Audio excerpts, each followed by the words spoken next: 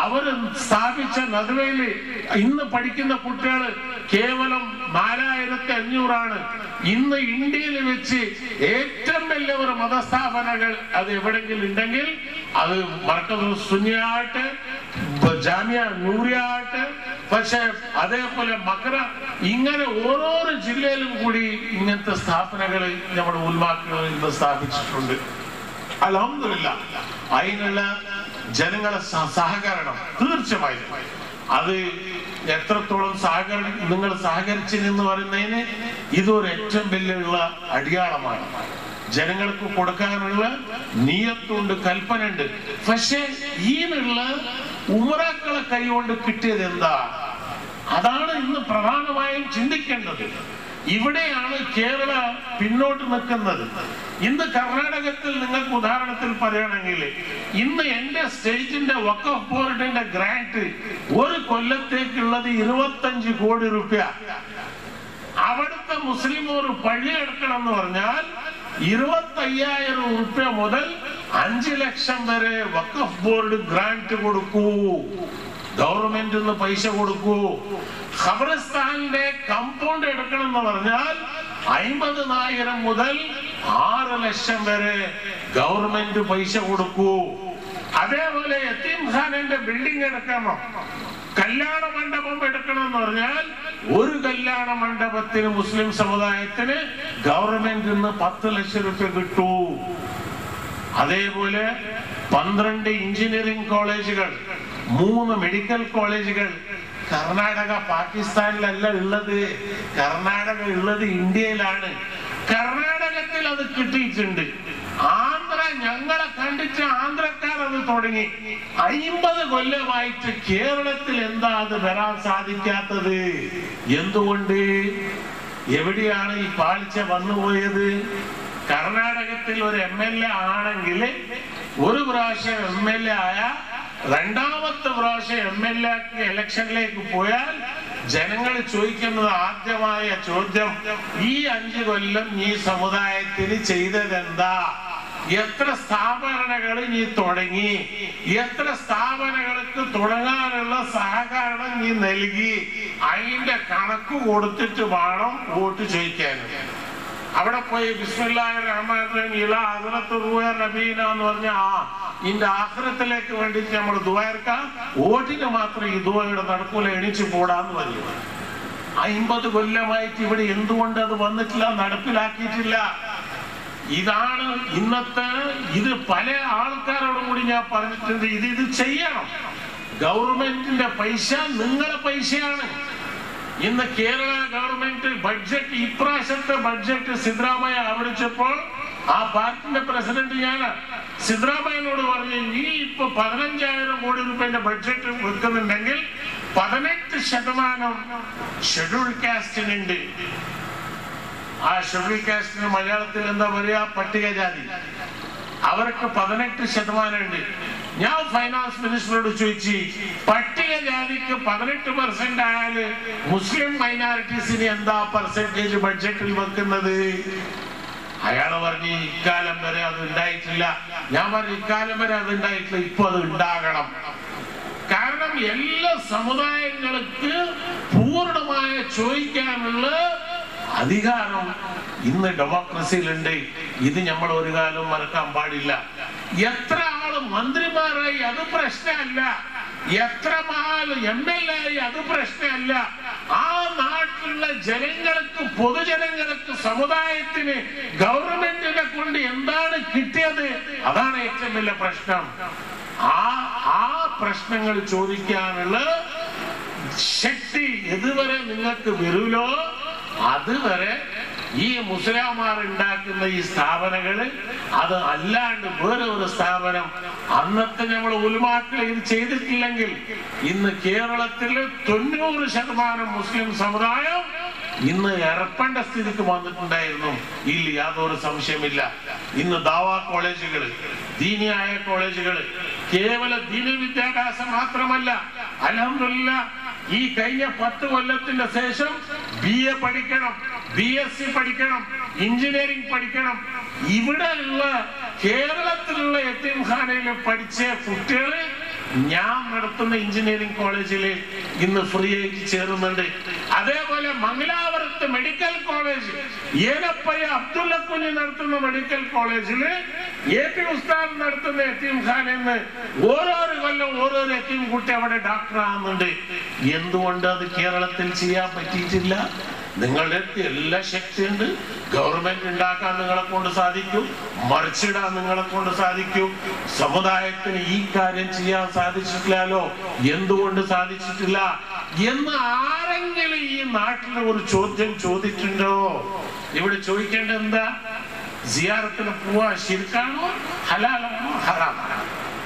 അഷ്റഫുൽ ഖൽഖ് ഹയാത്താണോ, വഫാത്താണോ? ഈ രാഷ്ട്രീയക്കാരൻ പറയുന്നത് അവനക്കൊരു പിന്തുണ, അതല്ലേ പറയുന്നത്? മാന്യ സ്നേഹിതന്മാരെ, നിങ്ങൾ ചിന്തിക്കേണ്ടതുണ്ട്. രാഷ്ട്രീയം വേറെ, ദീന് വേറെ.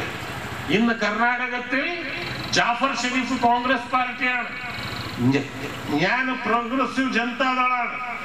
ഇഖ്ബാൽ അൻസാരി, മിരാജുദ്ദീൻ പാട്ടീൽ ദേവേഗൌഡന്റെ പാർട്ടിയാണ്. പല പാർട്ടി വേറെ ആയാലും ദീനിന്റെ പ്രശ്നം വരുമ്പോ പാർട്ടിന്റെ കുപ്പായം അപ്പീസിൽ കഴിച്ചു വെച്ച് അശ്ഹദു അല്ലാ ഇലാഹ ഇല്ലല്ലാഹ് മുഹമ്മദ് റസൂലുള്ളാഹ് സ്വല്ലല്ലാഹു അലൈഹി വസല്ലം എന്ന കലിമത്ത് തൗഹീദ് ചെയ്ത് നേതാക്കന്മാർ ചർച്ച ചെയ്തുകൊണ്ട് അതിന്റെ ഫലം ഇന്ന് കർണാടകത്തിൽ ആ സമുദായത്തിന് നേട്ടം കിട്ടിയിട്ടുണ്ട്. ഇവിടെ ആ നേട്ടം കിട്ടിയോ? ഇത് നിങ്ങൾ ചിന്തിക്കണം. ചിന്തിക്കേണ്ട ടൈം എത്തിപ്പോയി. ഇനി ടൈം ഇല്ല നിങ്ങൾ വിചാരിക്കേണ്ട. ഇനി വരുന്ന ഭാവി തലമുറയ്ക്ക് നിങ്ങളായിരിക്കണം, ജനങ്ങളായിരിക്കണം പറയേണ്ടത്. ആ പറയുന്നത് ചോദിക്കാനുള്ള ആ ശക്തി എന്ന് വരെ നിങ്ങളിൽ വരില്ലോ, അതുവരെ സമുദായം നന്നാവൂല. ഇന്ന് പൈസക്കാരൻ, ഞാൻ വിചാരിക്കും പണം, ഉസ്താദ് പറഞ്ഞു പണക്കാരന് പറഞ്ഞ ആരാ? ഓനൊരു അള്ളാന്റെ പോസ്റ്റ്മാനാ. പണക്കാരൻ എന്ന് പറഞ്ഞാൽ സിപ്പായി, പോസ്റ്റ്മാൻ. മണി ഓർഡർ വന്നാൽ ആ പോസ്റ്റ്മാന് ശരിയായ അഡ്രസ്സിലേക്ക് എത്തിച്ചു കൊടുക്കണം. മണി ഓർഡർ വരുന്നത് എവിടെ? അള്ളാന്റെ അടുത്തുനിന്ന്. എത്തിക്കേണ്ടത് കടമ പോസ്റ്റ്മാൻ്റെത്. ആ എത്തിക്കുന്ന തെറ്റായ അഡ്രസ്സില് പോസ്റ്റ്മാൻ കൊണ്ടുപോയിട്ട് മണി ഓർഡർ കൊടുത്താലോ ഡിപ്പാർട്ട്മെന്റുകാര് ചവിട്ടിയിട്ട് അവനെ പണിന്ന് പുറത്താക്കാം, അല്ലേ? അങ്ങനെയല്ലേ ഇന്ത്യയിലുള്ള നിയമത്ത് പോയത്?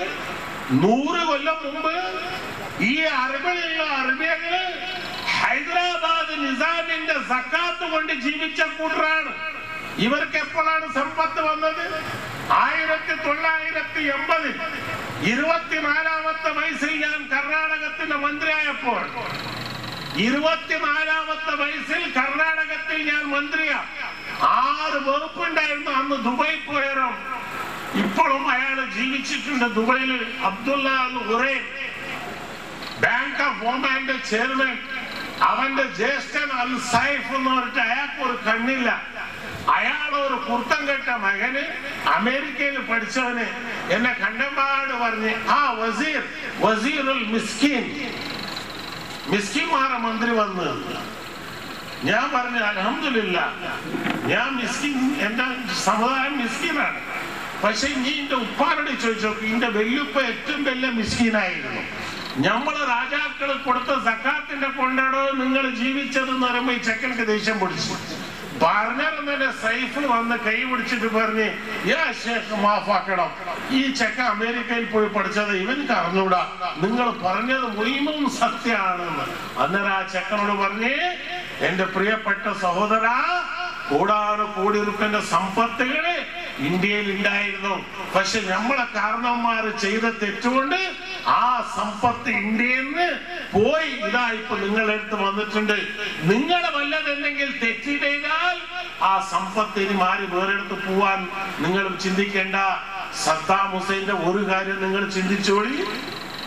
6 മണിക്കൂർ മുമ്പ് കോടീശ്വരനായ സദ്ദാം ഹുസൈന് സൈന്യം വന്ന് കേറുമ്പോഴത്തേക്ക് 10 നയാ പൈസ ഇല്ലാത്ത പിച്ചക്കാരനായി പോയി. അല്ലാഹു സുബ്ഹാനഹു വ തആല മുതൽ കൊടുത്തിട്ടും നോക്കൂ, മുതൽ എടുത്തിട്ടും നോക്കൂ. ആ മുതൽ ഏത് കാര്യത്തിനാണ് ചെലവഴിക്കുന്നത്? പിന്നെ നമ്മളൊരു വലിയ ആള് മന്ത്രി, വലിയ സൗകാര്, 20 ലക്ഷം റുപ്യന്റെ ബെൻസ് കാറ്, 15 ലക്ഷം റുപ്യന്റെ എൻഡോവർ കാറ്, വലിയ കാറിൽ പോകുന്നുണ്ട്. ഈ തടിയുന്ന റൂഹ് അങ്ങ് പോയാലോ? CM ഇബ്രാഹിമിന്റെ തടിയുന്ന റൂഹ് അങ്ങ് പോയാൽ ഇബ്രാഹിം എന്ന് പറയുന്ന പേര് മാറിപ്പോയി. പിന്നെ എന്താ പറയാ? മയ്യത്ത്. ഈ മയ്യത്തിനെ എപ്പോഴാണ് എടുക്ക? ഈ മയ്യത്തിനെ എപ്പോഴാണ് കുളിപ്പിക്ക? സഹറിന് മയ്യത്ത് എടുക്കുമെന്ന് പറഞ്ഞ് അസറായി പോയല്ലോ. വീട്ടുകാരാക്കാട്ടി നാട്ടുകാരൊക്കെ ഇരിക്കും തിരക്ക് മയ്യത്ത് എടുക്കണ്ട. കാരണം ഈ പയനെ കൊണ്ടുപോയിട്ട് അങ്ങ് ഇട്ടാ നമ്മള് വേറെ പണിക്കങ്ങ് പോവാലോ എന്ന് പറഞ്ഞിട്ട് ഇത് എത്ര നേരമാണ് നമ്മൾ കാത്തിരിക്കേണ്ടതെന്ന് നാട്ടുകാരെ തിരക്കുകൊണ്ട് ആ അസർ വേമ്പേ എടുത്ത് പോകുന്നത് എവിടെ? ജീവിച്ചിരിക്കുമ്പോ പോയത് 14 ലക്ഷം റുപ്യന്റെ എൻഡവർ കാറില്. മരണത്തിന്റെ ശേഷം പോകുന്നത് പിച്ചെടുത്ത പള്ളിന്റെ കട്ടിലും ഏതോ മഹാന്മാർ ദാനം ചെയ്ത ഖബർസ്ഥാനിന്റെ സ്ഥലം. ഇതല്ലേ സ്നേഹിതന്മാരെ നമ്മള് ഹഖീഖത്ത്? ഈ ഹഖീഖത്തിന് നമ്മള് മനസ്സിലാക്കും. ഖബർസ്ഥാനം പോകുമ്പോ എല്ലാം പറയും, കണ്ട മനുഷ്യന്റെ ഇത്രയുള്ളൂ, കാതരാജി ഇബ്രാഹിം ഹാജി കണ്ടടോ, തീർന്ന് ചങ്ങായി ഉണ്ടായിരുന്നു പോയി. ആ ഖബർസ്ഥാനം അങ്ങ് മരമാടി ഫാത്തിഹ ഓതി ഇങ്ങ് എത്തുമ്പോഴത്തേക്ക് പിന്നെ ദുനിയാവ് അങ്ങ് നമ്മളെ തലയിൽ അങ്ങ് കയറും. സ്നേഹിതന്മാരെ, വെറും നിസ്കരിച്ചാൽ മറ്റും പോരാ. ഹുഖൂഖുൽ ഇബാദ്, 2 കാര്യങ്ങളാണ് ഇസ്ലാമിലുള്ളത്. ഹുഖൂഖുല്ലാ എന്ന് പറഞ്ഞാൽ നമസ്കാരം, സകാത്തും ഹജ്ജും അള്ളാഹിന്റെ ഭാഗത്ത് ചെയ്യാനുള്ളത്. ഹുഖൂഖുൽ ഇബാദ് എന്ന് പറഞ്ഞാൽ ഒരു മനുഷ്യനായി ചെയ്യേണ്ട പല കടമകള് ഹുഖൂഖുൽ ഇബാദിലുണ്ട്. വൈലത്തറ ഉസ്താദ് അവർകൾ നിങ്ങൾക്ക് വിശദമായി അത് പറഞ്ഞു കൊടുക്കും. കാരണം ഞാൻ ആദ്യം പറഞ്ഞ പോലെ ഞാൻ മൊയ്ലാനും അല്ല ആലിമും അല്ല. പക്ഷെ ഈ മൊയ്ലാന്മാരൊക്കെ കൂടി ഷേഖന്മാരൊക്കെ കൂടി എന്റെ ഷേഖ് മടൂർ അബൂബക്കർ മുസ്ലിയാർ ഖദ്ദസല്ലാഹു സിറുൽ അസീസ് മഹാനവർ ദുആയുടെ ബർക്കത്ത് കൊണ്ട് എത്താത്ത സ്ഥാനത്തും എത്തി. ആ സ്വഭാവത്തിന്റെ മണം കൊണ്ട് കുറച്ച് എന്തെങ്കിലും പറഞ്ഞു പോകുന്ന അല്ലാണ്ട് ബാക്കി എനിക്കിത് പറയണമെന്ന് ഞാനൊന്ന് വീട്ടിൽ വായിച്ചിട്ടോ ഓതിയിട്ടോ വന്നിട്ട് പറയുന്നതല്ല. ആ മഹാന്മാരെ ദുആന്റെ ബർക്കത്ത് കൊണ്ട് ദീന്റെ സേവനം ചെയ്യണം. മന്ത്രിയായി MLA ആയി, അതുകൊണ്ടാണ് ഞാൻ പറഞ്ഞത് ഒരു മന്ത്രി എന്ന് പറഞ്ഞാൽ അവൻ ആലിമിന്റെ മുമ്പല്ല. ഞാൻ മന്ത്രിയായി കർപ്പൂർ എയർപോർട്ടിൽ ഇറങ്ങിയപ്പോൾ തന്നെ AP അബൂബക്കർ മുസ്ലിയാരും അബ്ദുൽ റഹ്മാൻ തങ്ങൾ അവരുടെ വന്നേരം പറഞ്ഞ്, തങ്ങളെ നിങ്ങളുടെ മുമ്പിൽ നടക്കൂ, സാദാത്യങ്ങളാണ് നിങ്ങൾ മുമ്പിൽ നടക്കൂ. ഞാനില്ല, എന്റെ മന്ത്രിയായാലും പ്രശ്നമല്ല.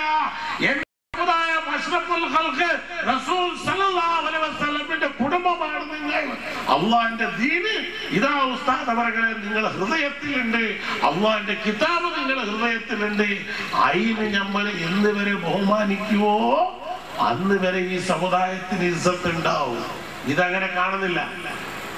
3 കൊല്ലം മുമ്പ് ജാമിഅ നൂരിയയില് ഇതേ സനത് ദാനം ഉദ്ഘാടനം ചെയ്യാൻ ശിയാബങ്ങൾ എന്നെ വിളിച്ചു. ഞാൻ തങ്ങളോട് ചോദിച്ചു, തങ്ങളെ ഞാൻ ആലിമുമല്ല, താടിയില്ല, മന്ത്രിയായിട്ടാണോ വിളിച്ചിട്ടുണ്ടെങ്കിൽ ഞാൻ വരില്ല. മടൂർ ഷേഖിന്റെ ഒരു ഖാദിമാന്ന് വിചാരിച്ച് വിളിച്ചിട്ടുണ്ടെങ്കിൽ ഞാൻ വരാം. കാരണം മന്ത്രിസ്ഥാനം നാളെ പോവും. പക്ഷെ ഷേഖിന്റെ ഖാദിം എന്ന് പറഞ്ഞാൽ മരണം വരെ ആ ഖാദിമിന്റെ പട്ട എന്റെ തലക്കുണ്ടാവുന്നുള്ള പൂർണ്ണമായ വിശ്വാസത്തോടെയാണ് അന്ന് അൽഹംദുലില്ലാഹ് ജാമിഅ നൂരിയൽ ഉദ്ഘാടനം ചെയ്തത്. അൽഹംദുലില്ലാഹ് ഇങ്ങനത്തെ ഒരു സ്ഥാപനങ്ങൾക്ക് നിങ്ങൾ എല്ലാ സഹകരണം നിങ്ങൾ കൊടുത്തു നോക്കണ്ടേ. കൊടുത്താലേ അത് വരെ എങ്ങനെ വരും പറഞ്ഞിട്ട് ഞാൻ പണ്ട് എനിക്ക് ഈ പള്ളി എടുപ്പിക്കൽ പണിയാ. മടൂർ ഉസ്താദ് കുട്ടിച്ചര അങ്ങനെ വഴിക്കൊണ്ട് നിൽക്കുമ്പോ ഒരു പോയി ചോദിച്ചു, ഉസ്താദെ ഞാൻ അത് എടുത്തു, ഇനിയൊരു പള്ളി എടുക്കാൻ എവിടെയെങ്കിലും നിങ്ങൾ പറയാൻ വരുമ്പോ മഹാനവറുകൾ പറഞ്ഞു, എന്റെ ബാപ്പാന്റെ ഖബറിൽ അവിടെ ഉണ്ട്, അവിടെ മുഖാമെടുത്തു. ഇന്ന് മടവൂർ കിടക്കുന്ന ആ സ്ഥലം ഞാനന്ന് ആ മഹാനവറുകൾ പറഞ്ഞെടുപ്പിച്ചതാണ്. അന്നേരം എന്റെ കയ്യിൽ മുക്കാ പൈസയില്ല.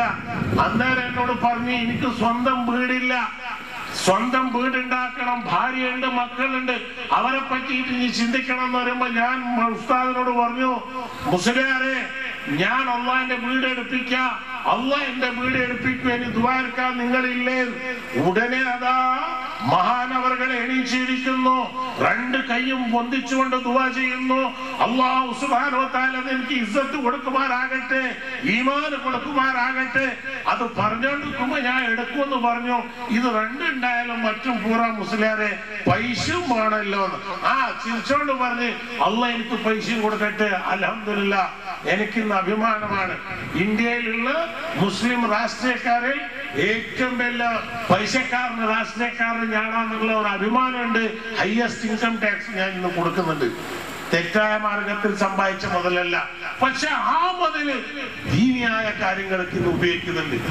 ഇൻഷാ അല്ലാഹ് അടുത്ത നവംബർ മാസം ബാംഗ്ലൂരിൽ 20 കോടി രൂപയുടെ ഒരു പള്ളി, പിരിവില്ലാത്ത ഒരു പള്ളി, ഡൽഹിയിലുള്ള ജാമിയ മസ്ജിദിന്റെ പോലത്തെ ഒരു ജാമിയ മസ്ജിദ് ബാംഗ്ലൂർ ഉണ്ടാക്കണം എന്നുള്ള ഒരു കൽപ്പന ഉണ്ട്.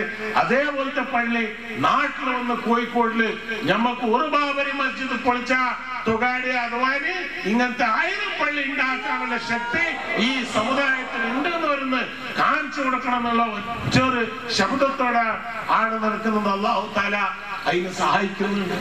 അതുകൊണ്ട് നിങ്ങൾ എത്രത്തോളം ഇങ്ങനത്തെ സ്ഥാപനത്തിന് കൊടുക്കുവോ അല്ലാഹു തആല അതിൽ ബർക്കത്ത് ഏറ്റി കൊടുക്കുന്നല്ലാണ്ട് ഒരു കാലത്തും ആ ബർക്കത്ത് കുറയൂല. എന്ത് ചെയ്യാനാ?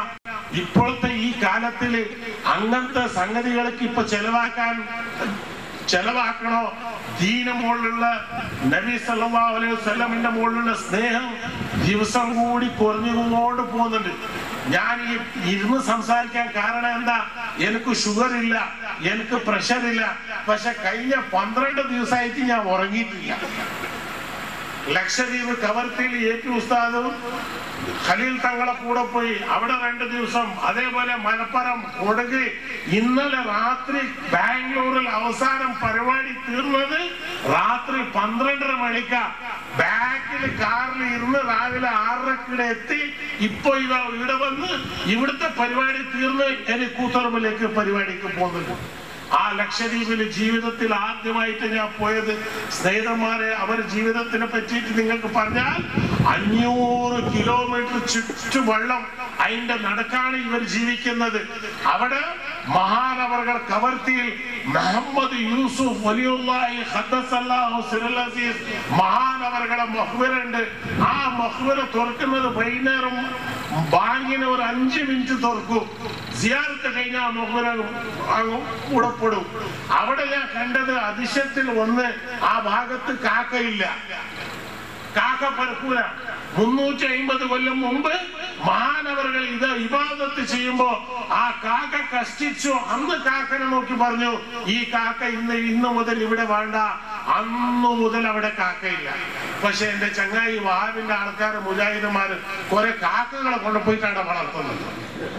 മുജാഹിദ് കാക്ക വളർത്തുന്ന കേന്ദ്രം, മുജാഹിദ് നായി വളർത്തുന്ന കേന്ദ്രം. അവിടെ നായും ഇല്ല, കാക്കും ഇല്ല.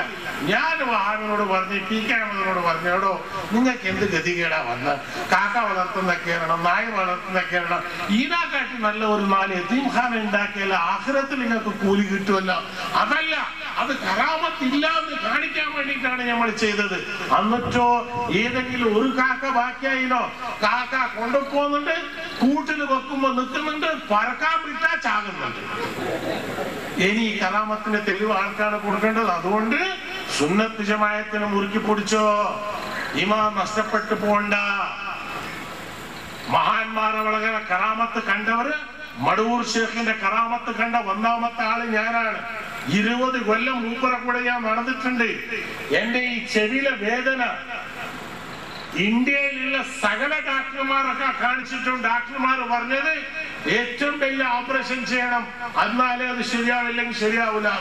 കുട്ടിച്ചനെ പോയി മുസ്ലിയാരോട് പറഞ്ഞു, മുസ്ലിയാരെ ഇത് ഭയങ്കര വേദന ഉണ്ടല്ലോ, അത് വേണ്ടെന്ന് പറഞ്ഞു. വല്ലാഹി സത്യം, അന്ന് മുതൽ പോയ വേദന ഇന്ന് വരെ ആ വേദന വന്നിട്ടില്ല. 1, 2 കറാമത്ത് 10 എണ്ണ, ആയിരക്കണക്കിലെ കറാമത്തുകൾ കണ്ട. അതേപോലെ വടകര മുഹമ്മദ് ഔലിയ തങ്ങൾ അവർകൾ, കുണ്ടൂർ ഉസ്താദ് അവർകൾ, ഞാനും പഠിച്ചവനാണ്. എനിക്ക് സയൻസും അറിയാം, ഡോക്ടറെ അറിയാം. ഏതെങ്കിലും ഒരു മുസ്ലിയാരെ ഞാൻ വിശ്വസിക്കണമെങ്കിൽ 1000 വട്ടം ഞാൻ പരീക്ഷിക്കും. ഞാൻ പൂഷായിട്ട് ഒരാളെ കൈ മുത്താൻ പോകില്ല. കാരണം ഇന്ത്യന്റെ ഭരണം നടത്തിയവനാ ഞാൻ എന്തിനാ അറിയാണ്ട് കൈമുത്താൻ പോകുന്നത്? അത് വാജിബാണ്, ഇത് ഒറിജിനലാണ്. മനസ്സിലേക്ക് തോന്നൽ വരും. ആ കണ്ണുകൊണ്ട് കണ്ട ഉടനെ പറയും അൽഹംദുലില്ലാഹ് ഈ കൈ മുത്തണ്ട കൈയാണ്. പക്ഷെ ചില ആള് ഡാലറിൽ ദ്രമ്മിന് വേണ്ടിയിട്ട് മുത്തിയാൽ അത് ശിരിക്കല്ല. നമ്മൾ തങ്ങന്മാരാ ആലിമകളെ കൈ മുത്തിയാൽ അത് ശിരിച്ചെന്ന് പറഞ്ഞാൽ ഇത് എവിടുത്തെ ന്യായമാണ് എന്റെ സ്നേഹിതന്മാരെ? അതുകൊണ്ട് പറയാം കുറേയുണ്ട് ഇൻഷാ അല്ലാഹ്. ഇനി ഒരു സമയം ഇന്ന് ഞാൻ വന്നത് ബാവ മുസ്ലിയാർക്ക് വേണ്ടിയിട്ട് മഹാനവറുകൾ ഈ പ്രദേശത്തിൽ ഇത് സ്ഥാപിച്ചത് ഈ അവർക്ക് മാത്രം വിദ്യാർത്ഥികൾക്ക് മാത്രമല്ല ഈ ചുറ്റ എല്ലാ പ്രദേശത്തിലും ഏറ്റവും വലിയ ബർക്കത്തും റഹ്മത്താണ്. നിങ്ങൾ വിശ്വസിച്ചോളി. നിങ്ങൾക്കുള്ളത് ഏറ്റവും വലിയ ഭാഗ്യമാണ്. ഞമ്മക്കുള്ള ഒരു സൂക്കട് എന്ന് പറഞ്ഞാൽ ഉള്ളവരെ ബഹുമാനിക്കില്ല. പോയതിന്റെ ശേഷം സിയാറത്തിന് പോകുന്നുണ്ടാവും. അയ്യോ അയാൾ ഭയങ്കരമായിരുന്നു, ഞമ്മക്ക് മനസ്സിലായിട്ടില്ലല്ലോ. അത് കാരണം ഞമ്മക്ക് ഇതുമില്ലാത്തതുകൊണ്ട്. എന്റെ ഉമ്മാന്റെ നാട് അഫ്ഗാനിസ്ഥാനാ. ഉമ്മ സയ്യദ. ഞമ്മടെ നാട്ടിലുള്ള പട്ടണിയാക്കി കുറച്ച് തല കുറവാ. വലിയൊരു മഹാനവറുകൾ വന്ന് രാത്രി ഭക്ഷണം കൊടുത്ത് നല്ലോണം ആദരിച്ച് പിറ്റേന്ന് രാത്രി വാളവും എടുത്തു പോയി കൊല്ലാൻ. അയാൾ പറഞ്ഞു എന്നെ എന്തിനാ കൊല്ലുന്നത്? ഞാൻ സാലിയായ ആളല്ലേ. നിങ്ങൾ ഏറ്റവും വലിയ സാലിയായ ആളാണ്. നിങ്ങളെ പോലത്തെ ഒരാളെ ഇനി എവിടെ തേടിയാലും കിട്ടൂല, അതുകൊണ്ടാണ് ഞാൻ കൊല്ലുന്നത്. അടാ പയ്യ എന്തിനാ കൊല്ലുന്നു പറയാന്ന് പറയുമ്പോ അവൻ പറഞ്ഞു ഞമ്മക്ക് സിയാറത്ത് ചെയ്യാൻ ഒറ്റൊരു മുഖാമില്ല ഇവിടെ, അതുകൊണ്ട് നിങ്ങളെ കൊന്ന് അവിടെ നമ്മൾ മുഖാമുണ്ടാക്കി ദിവസം നിങ്ങളെ പേരിൽ യാസീൻ ഓതിയിട്ട് സിയാറത്ത് ചെയ്ത നിങ്ങൾ ഷഹീദുമാണ്. ഷഹീദിന് മരണമില്ല. ഞങ്ങളുടെ സിയാറത്തും പൂർത്തിയാവും, നിങ്ങളുടെ ദർജവും കൂടുന്നുണ്ടാവും. ഇത് ഇൽമിന്റെ കുറവുള്ളതുകൊണ്ട്. ഇതെന്റെ ഉമ്മാന്റെ നാട്ടിന്റെ വർത്താനാ. അഫ്ഗാനിസ്ഥാൻ ഇന്ന് ഖന്ദാറില് ബലിമാമാന്റെ മകത്ത് എനിക്ക് സ്വത്തുണ്ട്. എന്റെ ഉപ്പ കേരള, ഉമ്മ അഫ്ഗാനിസ്ഥാൻ. ഖന്ദാറില് ഇന്നും സുന്നത്ത് ജമാഅത്ത്. അഫ്ഗാനിസ്ഥാൻ ഇതുവരെ ഒരാളെ കൈക്ക് പോയിട്ടില്ല. ഇൻഷാ അല്ലാഹ് പോവൂല. ബഗ്ദാദ് എന്റെ ശൈഖ് മുഈനുദ്ദീൻ അബ്ദുൽ ഖാദിർ ജീലാനി ഖദ്ദസല്ലാഹു സിറൽ അസീസ് അവർ വിശ്രമിക്കുന്ന സ്ഥലം ബുഷല്ല. അവന്റെ ബെയ്യുപാപ്പ പോയാലും ആ സാബ് ഇറാഖ് അവരുടെ കയ്യിൽ വരൂല. ഇന്ന് ദിവസം 100ഉം 50ഉം അമേരിക്കൻ പട്ടാളത്തിന്റെ മയ്യത്താണ് ഇറാഖിൽ നിന്ന് കയറ്റി അയക്കുന്നത്. ഉണ്ടാവും. കർബലാന്റെ ശേഷം ആ കർബലയിൽ അഷ്റഫുൽ ഖൽഖ് റസൂൽ സല്ലല്ലാഹു അലൈഹി വസല്ലമിന്റെ പേരക്കുട്ടികൾ ഷഹീദായിട്ടുണ്ട്. ഇന്ന് മുസ്ലിം സമുദായത്തിന്റെ ഓരോ ചെറുപ്പക്കാരും ലോകത്തില് നബി സല്ലല്ലാഹു അലൈഹി വസല്ലമിന്റെ പേരിൽ മരിക്കാൻ തയ്യാറാണെന്ന് ഡെൻമാർക്കിൽ വന്ന ചെറിയൊരു പത്രം ഒരു ന്യൂസ് ലോകമൊട്ടാകെ പൊന്തിപ്പോയി. ഒരു ചെറിയ പെൺകുട്ടി, 20 വയസ്സുള്ള പെൺകുട്ടി പുറത്ത് വന്ന് മുദ്രാവാക്യം വിളിക്കുമ്പോ ആ പത്രക്കാരൻ ചോദിക്കുന്നു, പെൺകുട്ടി നീ ഈ ഡെൻമാർക്കിനെ എതിർക്കാൻ നീ വന്നല്ലോ, ഇന്നെ കൊണ്ട് എന്ത് സാധിക്കൂ എന്ന് പറയുമ്പോ ആ പെൺകുട്ടി പറയാണ്, ഒരു പ്രാവശ്യം അഷ്റഫുൽ ഖൽഖ് റസൂൽ സല്ലല്ലാഹു അലൈഹി വസല്ലം യുദ്ധത്തിന് പോകുമ്പോ ഒരു ഉമ്മ തന്റെ ചെറിയ പിഞ്ചിനെ കൊണ്ട് തങ്ങൾക്ക് സമർപ്പിക്കുന്നു. തങ്ങളെ ഇതാ 9 മാസം 8 മാസം വയസ്സുള്ള എന്റെ പിഞ്ചനാണ്, ഈ പിഞ്ചത്തിന് നിങ്ങൾ യുദ്ധത്തിൽ എടുത്തോളി എന്ന് തങ്ങൾ അവർ ചോദിക്കുന്നു. ഉമ്മ ഈ കുട്ടി എന്റെ എന്ത് പണിക്ക് വരും? അന്നേരം ആ ഉമ്മ പറയാണ്, തങ്ങളെ ശത്രുക്കൾ നിങ്ങളുടെ മുമ്പിൽ എന്തെങ്കിലും അമ്മോ വാള എറിഞ്ഞാൽ എന്റെ കുഞ്ഞിനെ നിങ്ങൾ അത് കാണിച്ച് എന്റെ കുഞ്ഞിനെ അവിടെ ഷഹീദായാൽ എനിക്ക് പരലോകത്തിൽ വിജയം കിട്ടിയെന്ന് വിചാരിച്ച് 8 മാസം 9 മാസങ്ങളുള്ള കുഞ്ഞുങ്ങളെ സമർപ്പിച്ച സമുദായമാണ് ഇന്ന് മുസ്ലിം സമുദായം. അതുകൊണ്ട് എന്റെ സ്നേഹിതന്മാരെ നമുക്ക് പേടിക്കാനോ ഭയപ്പെടാനോ ഇല്ല. ജനിച്ചതിന് ശേഷം മരിക്കണം, അത് ഹക്കാണ്. പക്ഷേ ദീനിൽ നിർബന്ധമില്ല, ദീനിൽ ഉഗ്രത്വമില്ല, ദീനിൽ ടെററിസം ഇല്ല. നമ്മള് ഉഗ്രമവാദികളല്ല. ഒരാൾക്കും പേടിപ്പിക്കാനും പോവില്ല, ഒരാളെ കൊണ്ട് നമ്മൾ പേടിക്കുകയില്ല. രണ്ടുമാണ്. ഇത് പാർലമെന്റിലും ആദ്വാനിയോട് ഞാൻ പറഞ്ഞ, ആദ്വാനിയെ മദ്രസനെ പറ്റി നീ വിമർശിക്കേണ്ട. മദ്രസനെ പറ്റി അറിയണമെങ്കിൽ നീ ഒരു മദ്രസ കയറി നോക്ക്, 6 മാസം പഠിച്ചു നോക്ക് മദ്രസയിൽ എന്താണ് പഠിപ്പിക്കുന്നതെന്ന്. അതുകൊണ്ട് ഇന്ന് നമ്മൾ സമുദായം എല്ലാ മതക്കാർക്കും സമാനായിട്ട് നമ്മൾ ഇന്ന് ഗൗരവിക്കുന്നുണ്ട്. ഖുറാനിൽ പറഞ്ഞിട്ടില്ലേ, ലക്കും ദീനക്കും വലിയദ്ദീൻ. മോനെ നിന്റെ പാട്ടിന് നീ പോട്, എന്റെ പാട്ടിന്. പിന്നെ BJP-ക്കാർ പറഞ്ഞു നിങ്ങൾ കുറെ ഹിന്ദുക്കളെ മുസ്ലിം ആക്കുന്നത്. ഞാൻ പറഞ്ഞു നമ്മളെ പാത്തുമ്മ ജനിക്കുന്നതിനെ വളർത്താൻ നമ്മളെ കൊണ്ട് ആവുന്നില്ല, പിന്നെ എന്തിനാ നിങ്ങളത് കൊണ്ടാക്കി നമ്മൾ വളർത്തണ്ടേ? നമ്മള് ഫാക്ടറിയിൽ ഉണ്ടാകുന്ന സാധനത്തിന് തന്നെ കൊണ്ടെടുക്കാൻ നമ്മളെ കൊണ്ട് കഴിയാത്തതുകൊണ്ട് ഇനി അങ്ങേ ഫാക്ടറിയിൽ ഉണ്ടാക്കുന്ന ഡ്യൂപ്ലിക്കേറ്റ് സാധനം കൊണ്ടായിട്ട് വേണം അതിന് കുപ്പയടിക്കേണ്ട ആ ആവശ്യം നമുക്കില്ല. അതുകൊണ്ട് ഇവിടെ ആരെങ്കിലും ദീനിൽ അവനോട് വിശ്വസിച്ച് വരുന്നുണ്ടെങ്കിൽ അൽഹംദുലില്ലാഹ് പൈസ കൊടുത്തിട്ടോ നിർബന്ധം ചെയ്തിട്ടോ ദീനിൽ കൊണ്ടുവരാനുള്ള പണി 90 ലക്ഷം ജനങ്ങൾ ഖാജ മൊയ്നുദ്ദീൻ ചിശ്തി അജ്മീരി ഖദ്ദസല്ലാഹുവിന്റെ കയ്യിൽ ഇസ്ലാം മതത്തിലേക്ക് വന്നു. അജ്മീരിൽ അങ്ങനത്തെ ഒരു മഹത്തായ ദീനാണ്. അൽഹംദുലില്ലാഹ് ബാവ മുസ്ലിയാർ അവർ ആദ്യമായിട്ട് ഞാൻ ഇന്ന് ഇവിടെ വന്നത്. എന്തുകൊണ്ട് വന്ന് മഹാനവറുകളെ കാണാൻ മെല്ലിച്ചിട്ടേ ഉള്ളൂ. മൂപ്പരെ ദുആ എടുത്തു നോക്കി, നിങ്ങൾക്ക് നടക്കാത്ത സംഗതി ഇൻഷാ അല്ലാഹ് അല്ലാഹു തആല നടത്തി കൊടുക്കും. കാരണം അള്ളാഹുവിന്റെ ദീനിന് വേണ്ടിയിട്ട് ഖിദ്മത്ത് ചെയ്യുന്ന മഹാനവറുകൾ നടത്തുന്ന സ്ഥാപനത്തിന് എല്ലാവരും സഹകരിക്കണം. സഹകരിച്ചിട്ടില്ലെങ്കിലോ എന്താവൂ? 3 ദിവസം മുമ്പ് റിസൾട്ട് വന്ന് കണ്ടല്ലോ, അതന്നെ ആവൂ. അതുകൊണ്ട് ഉലമാക്കളോട് കളിക്കാൻ പാടില്ല. അന്ന് എന്റെ ശേഖ് മടൂർ അബൂബക്കർ മുസ്ലിയാർ 16 കൊല്ലം മുമ്പ് പറഞ്ഞിരുന്നു, ഹക്ക് ഹക്ക് ഹക്കാവും, ബാത്തില് ബാത്തില് ബാത്തിലാവും. കൂടാനക്കൂടി സഹറുകൾ ഞാൻ ബാത്തിൽ ചെയ്യുന്നുണ്ട്. അബ്ദുൾ റഹ്മാൻ കുഞ്ഞിക്കോയ തങ്ങൾ അവർക്ക് ഹക്കാണ്, ആ വിഭാഗം വിജയിപ്പിക്കൂ, നീ പോയിക്കോ പ്രസംഗിക്കോ. അന്ന് എന്റെ ശേഖ് പറഞ്ഞത് മെഞ്ഞാന്ന് വ്യാഴാഴ്ച മുഖാമുഖ പോയി ഞാൻ നോമ്പ് തോർന്നേരോ ഞാൻ പറഞ്ഞു, മുസ്ലിയാരെ നിങ്ങൾ പറഞ്ഞ വാക്യം സത്യമാണ്, അള്ളാഹു സത്യമാണ്, നബി സല്ലല്ലാഹു അലൈഹി വസല്ലം സത്യമാണ്, ദീൻ സത്യമാണ്, അള്ളാഹുവിന്റെ ഔലിയാക്കന്മാരുടെ വാക്ക് സത്യമാണ്.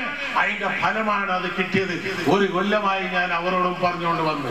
കാരണം അവിടെ എനിക്ക് സ്നേഹിതന്മാരുണ്ട്. പല ഷിയാബുകളെ ഞാൻ ബഹുമാനിക്കുന്നു. കുഞ്ഞാലിക്കുട്ടിന്റെ ഏറ്റവും നല്ല സ്നേഹിതൻ ഈ അഹമ്മദ് എന്ന് പറഞ്ഞാൽ അയാൾ പറഞ്ഞു, അയാൾ നമ്മളെ പുയ്യാപ്പളാണ്, കണ്ണൂർക്കാരനാണ്, എന്റെ നാട്ടുകാരനെ. അൽഹംദുലില്ലാഹ് അവരോട് ഞാൻ പറഞ്ഞത് ഇത്ര തന്നെ, 2 മുജാഹിദാകുമ്പോ 2നും നിങ്ങൾ സമമായി കാണുന്നുണ്ട്. 2 സുന്നത്ത് ജമാഅത്തിനെ 2നും നിങ്ങൾ സമമായി കണ്ടാൽ മതി. മൊയ്ലാമാരെ പാട്ടിലേക്ക് മൊയ്ലാമാരേക്ക് വിട്ടേക്ക്, MLA പാട്ടിലേക്ക് MLA നടത്തിയേക്ക്. നിങ്ങൾ അത് ചെയ്തിട്ടില്ലെങ്കിൽ ഖേദിക്കൂ. കേട്ടിട്ടില്ല. ഇന്ന് റിസൾട്ട് വന്ന് അല്ലാഹു സുബ്ഹാനഹു വ തആല പഠിച്ച് മനസ്സിലാക്കാനുള്ള കഴിവ് എനിക്കും നിങ്ങൾക്കും എല്ലാവർക്കും കൊടുക്കുമാറാകട്ടെ. ദീനിന്റെ ആലിമികൾക്ക് നമ്മൾ ബഹുമാനിക്കണം, സാദാത്തുകൾക്ക് ബഹുമാനിക്കണം. ദീന്റെ കാര്യം ചെയ്യേണ്ടത് MLA MP അല്ല. MLA MP എന്ന് പറഞ്ഞാൽ ഇതാ മൊയ്ലാന്മാരുടെ ബാക്കിൽ നിന്ന് കയ്യും കെട്ടിയിട്ട് ഉസ്താദ് നിങ്ങൾ എന്താ പറയുന്നത് ഞാൻ ചെയ്യാൻ തയ്യാറാണ്. ഞാൻ കാരത്തൂർ എയർപോർട്ടിൽ ഇറക്കിയപ്പോ പത്രക്കാർ പറഞ്ഞ് മൊയ്ലാന്മാരുടെ മന്ത്രി ഇറങ്ങിയതാണ്. ഞാൻ പറഞ്ഞു അൽഹംദുലില്ലാഹി റബ്ബിൽ ആലമീൻ, മരിക്കുന്നവരെ ഈ പട്ട എനിക്ക് കിട്ടിയാൽ മതി റബ്ബേ. കാരണം ഒന്നുമില്ലെങ്കിലും മയ്യത്ത് നിസ്കാരത്തിന് ആള് കിട്ടുമല്ലോ, അതല്ലേ ഏറ്റവും വലുത് വേണ്ടത്. അത് അതിനാളെ കിട്ടുമല്ലോ, അതിനുള്ള ആളെ ഞാൻ സംഘടിച്ചു റബ്ബേ. ഇന്ന് ഞാൻ മന്ത്രിയായിട്ട് എനിക്ക് ഏറ്റവും വലിയ കിട്ടിയ ഭാഗ്യം ഇതാണെന്ന്. അതുകൊണ്ട് ഇൻഷാ അല്ലാഹു തആല ഈ സമ്മേളനത്തിന് അൽഹംദുലില്ലാഹ് ഉദ്ഘാടനം ചെയ്ത് ഉസ്താദ് അവർകൾ ഈ മദ്രസ ഈ നടത്തുന്നുണ്ട്. എന്റെ സ്ഥാപനത്തിന് കൊല്ലത്തിന് ഞാൻ ഹയാത്തുള്ളവരെ 25,000 രൂപ ഈ സ്ഥാപനത്തിന് എല്ലാ കൊല്ലം നോമ്പ് മാസം അത് അല്ലാഹു തആല അയച്ച മനാഡറാണ്. ഈ അഡ്രസ്സിലേക്ക് എത്തിക്കുമെന്ന് ഇതാ എന്റെ ശേഖ് മടൂർ കൊടുത്ത കൽപ്പനയാണ്. ബാവ ഉസ്താദ് അവർകൾ അതിന് സ്വീകരിക്കണം. അല്ലാഹു തആല സ്വീകരിക്കുമാറാകട്ടെ. നമ്മൾ ധർമ്മം കൊടുക്കുന്ന വലുതല്ല, അള്ളാഹ് അത് സ്വീകരിക്കണം. എപ്പോഴാണ് സ്വീകരിക്കുന്നത്? നീയത്ത് നല്ല വെച്ചിട്ട് കൊടുത്താലേ സ്വീകരിക്കൂ. നീയത്ത് വല്ലാണ്ട് വോട്ട് കിട്ടുമെന്ന് പറഞ്ഞിട്ട് പിരിവ് കൊടുത്താ ആ നീയത്തിന് കൂലി കിട്ടൂല. അതുകൊണ്ട് ഇന്ന് അല്ലാഹു സുബ്ഹാനഹു വ തആല അത് സ്വീകരിക്കുമാറാകട്ടെ. ഈ സ്ഥാപനം ഇനി വളരട്ടെ. ഈ സ്ഥാപനത്തിൽ നിന്ന് പഠിച്ച് പുറത്തു വരുന്ന മുത്താലിമുകൾ ദീന്റെ വിളക്കായി മാറി അഷ്റഫുൽ റസൂൽ സല്ലല്ലാഹു അലൈഹി വസല്ലമിന്റെ ദീനിനെ ലോകത്തിന് പഠിപ്പിക്കാനുള്ള ഒരു സ്ഥാപനമായി ഇത് സേവനം ചെയ്യട്ടെ. ഔസു ബില്ലാഹി മിനശ് ശൈത്വാനിർ റജീം. ബിസ്മില്ലാഹിർ റഹ്മാനിർ റഹീം. ബിഹഖ് മുഹമ്മദ് മുസ്തഫ സല്ലല്ലാഹു അലൈഹി വസല്ലം, ബിഹഖ് ഷേഖ് മുഹ്യിദ്ദീൻ അബ്ദുൽ ഖാദിർ ജിലാനി, ബിഹഖ് മടൂർ ഖദ്ദസല്ലാഹു സിറൽ അസീസ്, ഇവരുടെ നാമത്തിൽ ഞാൻ ഈ സമ്മേളനത്തിന് ഉദ്ഘാടനിക്കുന്നു. അസ്സലാമു അലൈക്കും വറഹ്മത്തുള്ളാഹി വബറകാതുഹു. അതേപോലെ 1000 പേരും സുഖകരമായി തിരിച്ചു വന്ന ഒരു വർഷം ഉണ്ടായിട്ടുണ്ട്. അത് എന്തുകൊണ്ട് സാധിച്ചു വെച്ചാൽ, ചെയ്യണമെന്ന് നമ്മുടെ വകുപ്പുകൾ കൈകാര്യം ചെയ്യുന്ന ആളുകൾക്ക് തോന്നിക്കഴിഞ്ഞാൽ എല്ലാം സാധിക്കാൻ കഴിയും, സാധിപ്പിച്ചെടുക്കാൻ കഴിയും. അതിനെ വോട്ടുകൾ കൊടുത്ത് ദാനം ചെയ്യുന്ന വോട്ടർമാരായ നമ്മുടെ ബാധ്യതയാണ് അദ്ദേഹം നമ്മെ ഓർമ്മിപ്പിച്ചത്. അല്ലാഹു സുബ്ഹാനഹു വ തആല ദീനിന്റെ ഖിദ്മത്തിലായ ആഫിയത്തോടുള്ള ദീർഘായുസ്സ് ബഹുമാനപ്പെട്ടവർക്ക് നൽകുമാറാവട്ടെ. അദ്ദേഹം ഇന്നലെ ബാംഗ്ലൂരിൽ, ഞാനും അവിടെ ഉണ്ടായിരുന്നു, അദ്ദേഹം ബാംഗ്ലൂരിൽ പ്രസംഗിച്ചു. ഞാൻ ഒരിക്കലും പ്രതീക്ഷിച്ചില്ല ബാംഗ്ലൂരിൽ പ്രസംഗം കഴിഞ്ഞ് 12 മണിക്ക് അദ്ദേഹം യാത്ര ചെയ്ത് ഇവിടെ എത്തുമെന്ന്. ബാവുസിയോട് ഞാൻ പറഞ്ഞു, ഇബ്രാഹിം സാഹിബ് വരാൻ വളരെ പ്രയാസമായിരിക്കുമെന്ന്. പക്ഷേ ബഹുമാനപ്പെട്ടവർ ബാവുസ്താദിനെ നേരിട്ട് കണ്ടിട്ടില്ല. വെറും ഫോണിലൂടെയുള്ള നേരത്തെയുള്ള ബന്ധത്തിന്റെ പേരിൽ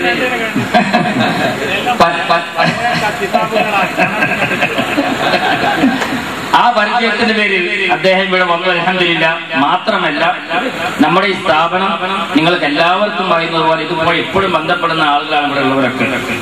പ്രത്യേകമായ വരുമാന മാർഗമോ സ്വത്തോ ഒന്നുമില്ല.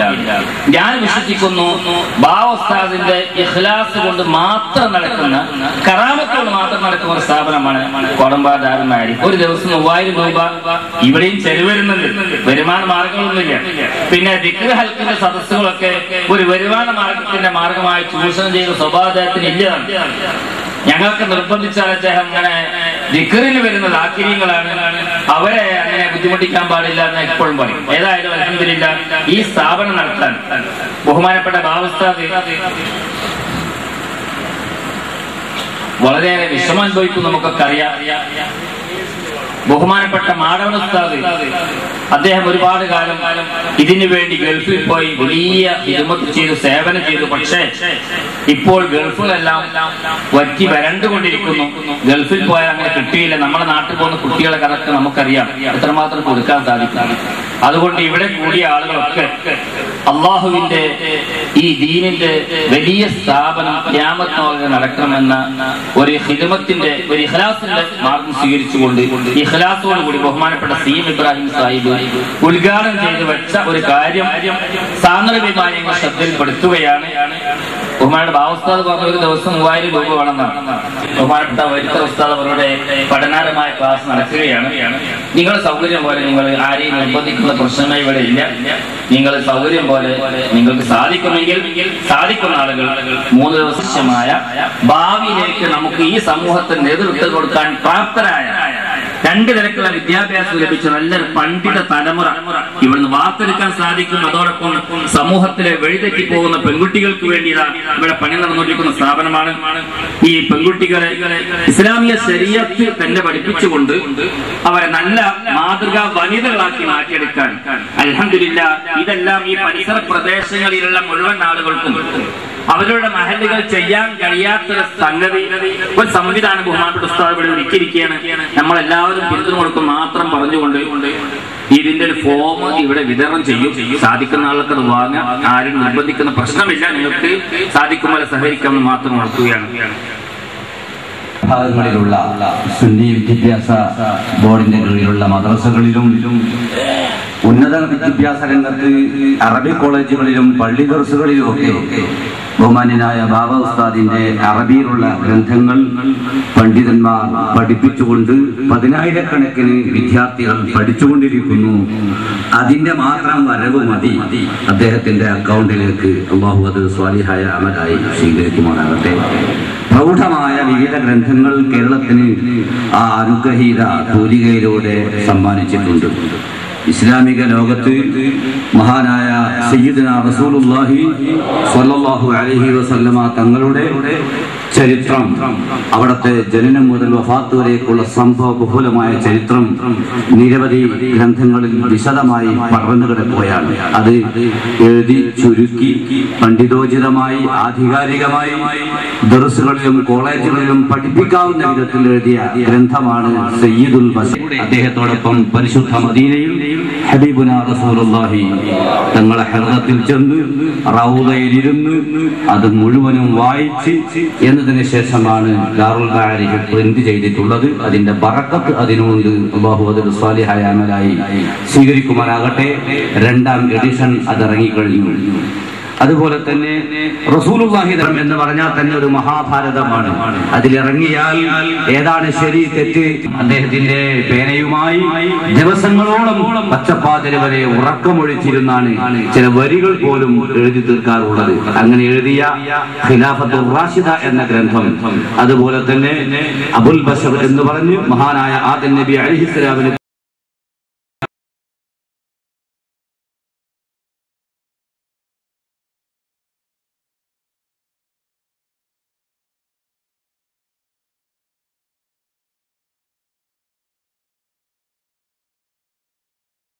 നമ്മുടെ മുഖ്യപ്രഭാഷണം നടക്കാൻ പോവുകയാണ്. നാം എല്ലാവരും ആകാംക്ഷയോടുകൂടി പ്രതീക്ഷിച്ചുകൊണ്ടിരിക്കുന്ന പ്രഭാഷണം ബഹുമാനപ്പെട്ട ധന്യരായ വൈത്തറ മുഹമ്മദ് പ്രസംഗമാണ് നടക്കാനിരിക്കുന്നത്.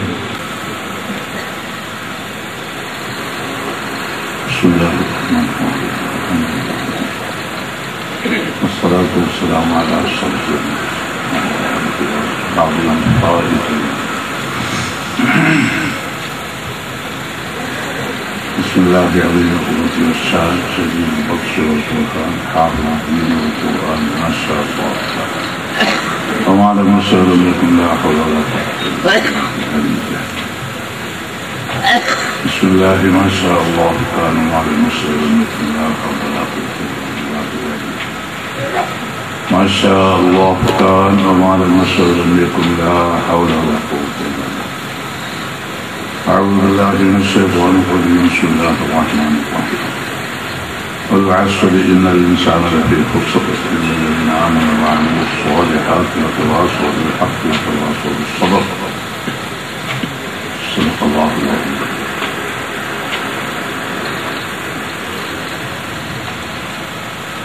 ബഹുമാന്യനായ ശ്രീധരി വാക്കുകളെ ബഹുമാന്യനായ അവരുടെ സ്നേഹം നിറഞ്ഞ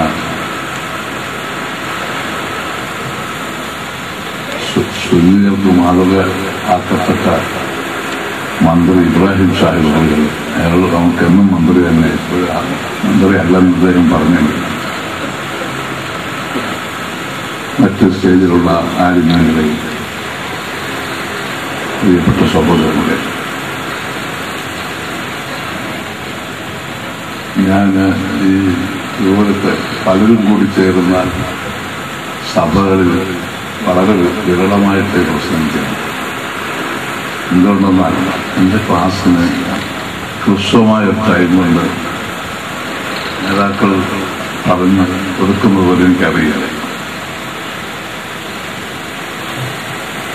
ഇൻഡിപെൻഡൻ്റായ സ്വതന്ത്രമായിട്ട് എനിക്ക് സദസ്സ് കിട്ടുകയും എൻ്റെ സൗകര്യത്തിന് ആളുകൾക്ക് കാര്യങ്ങൾ കൽപ്പിച്ചു കൊടുക്കുകയും ചെയ്യുന്ന ശീലം 50, 55, 53 കൊല്ലത്തെ ശീലം അങ്ങനെയാണ്.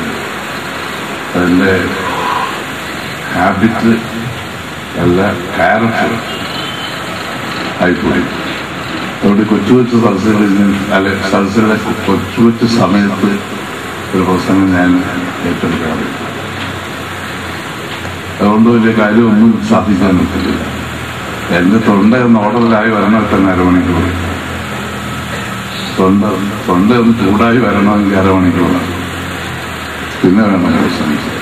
അതുകൊണ്ട് എന്തെങ്കിലും സാധിക്കുമെന്നുള്ളവർക്ക് ഇവിടെ പ്രദർശിപ്പിക്കാൻ കഴിയാത്തൊരു ടൈമാണ്. ഞാൻ നേരത്തെ പറഞ്ഞു, നിസ്കാരം വാങ്ങുവെച്ചെങ്കിലും കുറച്ച് താമസിച്ച് നിസ്കാരം നടത്താനാണ് ഉദ്ദേശിക്കുന്നത്. അതുകൊണ്ട് അല്പസമയം സംസാരിക്കാൻ കരുതും. ബാബുശ്രീ എന്ന് ഫോണിൽ വിളിച്ച് ബുക്ക് ചെയ്യുന്ന പരിപാടി. മഹാനായ സയ്യിദ് അബ്ദുറഹ്മാൻ ഫഖീഹുൽ ഹദ്റമി റഹ്മത്തുള്ളാഹി അലൈഹി തങ്ങൾ അവരുകളും പാണക്കാട് സയ്യിദ് ഉദ്വായ തങ്ങൾ അവരുകളും കോഴിക്കോട് തങ്ങൾ ബഹുമാനപ്പെട്ട ശിഹാബ് തങ്ങളെല്ലാം എന്നെ പുസ്തകത്തിന് ക്ഷണിക്കുന്നവർ പറയുന്നൊരു സ്ഥിരം വാക്കുമാണ്. 2 കുട്ടികളെ ഇങ്ങോട്ട് അയച്ചിട്ടുണ്ട്. താമസിക്കാറിലേക്ക് പോയി ഫോണിൽ വിളിച്ചു വരണമെന്ന് പറയാൻ മാത്രം ഈ വാഹനസുകാരെന്ന് പറഞ്ഞാൽ കൊച്ചു വലിയ മനുഷ്യന് കഴിഞ്ഞു എന്നെ വിളിക്കുക. കൊച്ചു വലിയ മനുഷ്യനാണ്. മറ്റൊന്നും കൊണ്ടല്ല, എനിക്കെന്തെങ്കിലും സംശയം വന്നാൽ ചോദിക്കുന്നു. അതിനുള്ള ആളാണ് ഞാൻ ഫോണിൽ വിളിച്ച മിക്കവാറും ഫോണിൽ വിളിച്ചാൽ വളരെ വിരളമായിട്ട് ഞാൻ തന്നെയാണ് വിളിക്കുക. ഇത് നെവർ നിങ്ങൾക്ക് വിശ്വാസം തോന്നുന്നു പോയി പറഞ്ഞു. ഞാൻ ഇന്ന് പണ്ടിന്റെ ലിസ്റ്റിൽ 9 വരെ എടുക്കാറില്ല. പണ്ട് സ്പീക്കർ ഏതൊരു ക്ലാസ് എങ്ങനെയെന്ന് മാത്രമാണ്. പക്ഷേ ഇബ്രാഹിം സാഹിബ് പറഞ്ഞ പെരുമാവിനെ ഇത് സാധാത്യങ്ങളെ സ്നേഹിക്കുക, ബഹുമാനിക്കുക എന്നൊരൊറ്റ സമ്പത്തിലുണ്ട്. അതിൽ കൂടി എന്തുണ്ടായിട്ടുണ്ടോ ഉണ്ടായില്ല. ഇബ്രാഹിം സാഹിബിന് ഇന്ത്യ ഭരിക്കാൻ 3000 മൈൽ വലിയ കണക്കനുസരിച്ച് നീളവും 1700 മൈൽ വീതി 12 ലക്ഷത്തിൽ പരം ചതുരശ്രമായി വിസ്തീർണമുള്ള കൂടിയ എത്ര വലിയ ഭാരതം. കാശ്മീർ മുതൽ കന്യാകുമാരി ഭരിച്ച മന്ത്രിയാണ് ഇത്രയും വലിയ സുന്നി പ്രസംഗം ചെയ്യുന്നത്. നമ്മളൊക്കെ പഴയതെന്ന് പറയുന്നെങ്കിലും ഇബ്രാഹിം സാഹിബിന്റെ അടുത്ത് വരുമ്പോൾ നമ്മൾ പഴയതല്ല തോന്നുന്നു. അങ്ങനെ ഈ ബാബാ മുസ്ലിയാർ എന്ന ആ കൊച്ചു വലിയ മനുഷ്യൻ ഇരുത്തിക്കൊണ്ട് ഒരാളിനെ സ്തുതി പറയുന്നതിനെ റസൂലുള്ള എതിർത്തിട്ടുണ്ട്.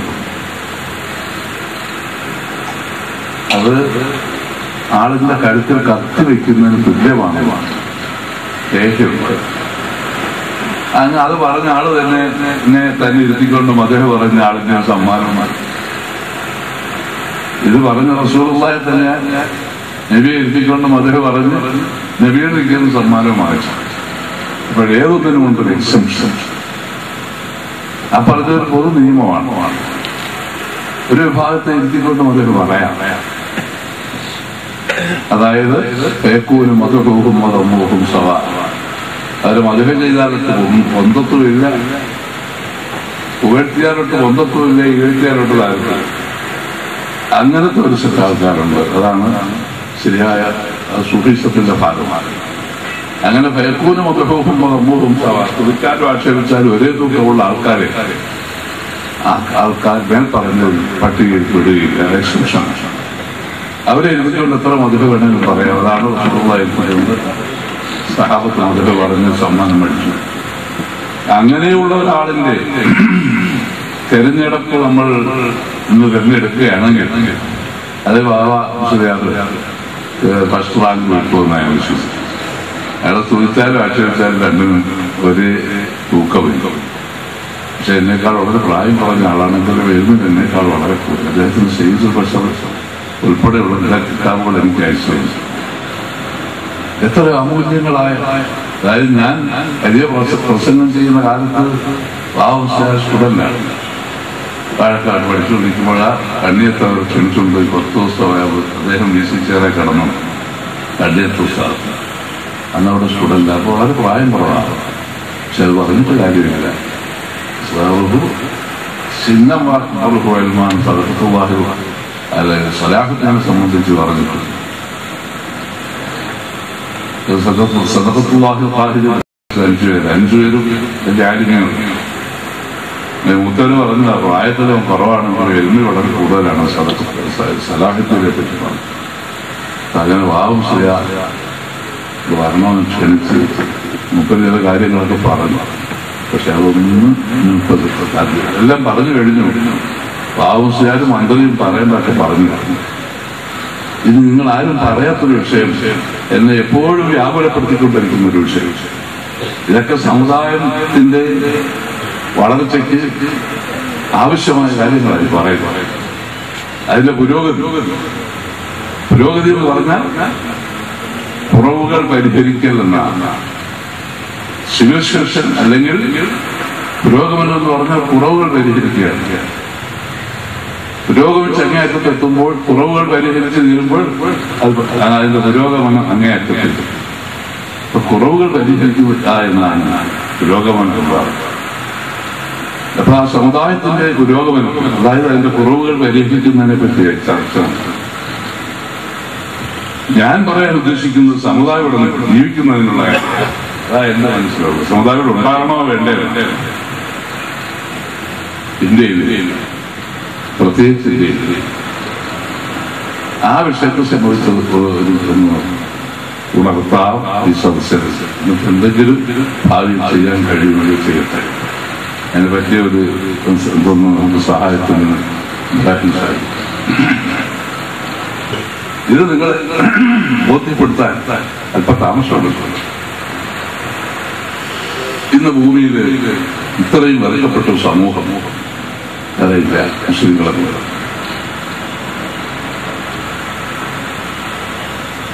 മാപ്പട മാരെന്ന ശബ്ദവും കഴിക്കുന്നു വേപ്പനയേക്കാൾ ചെവിക്കുതാനുമെന്ന് ഒരു കവി പറഞ്ഞതുപോലെ മുസ്ലിങ്ങൾ എന്ന ശബ്ദവും കഴിക്കുന്നു വേപ്പനയേക്കാൾ ചെവിക്കുതാൻ. എങ്ങനെ സംഭവിച്ചു? ലോകത്തോടെ എല്ലാ വിഭാഗങ്ങളും ഇസ്ലാം എന്ന വിഷയത്തിൽ, അതിനെ എതിർക്കുന്ന വിഷയത്തിൽ വരുമ്പോൾ പ്രത്യക്ഷമായിട്ടോ പരോക്ഷമായിട്ടോ ഒറ്റക്കെട്ട അതിന്റെ കക്ഷിയൊന്നുമില്ല.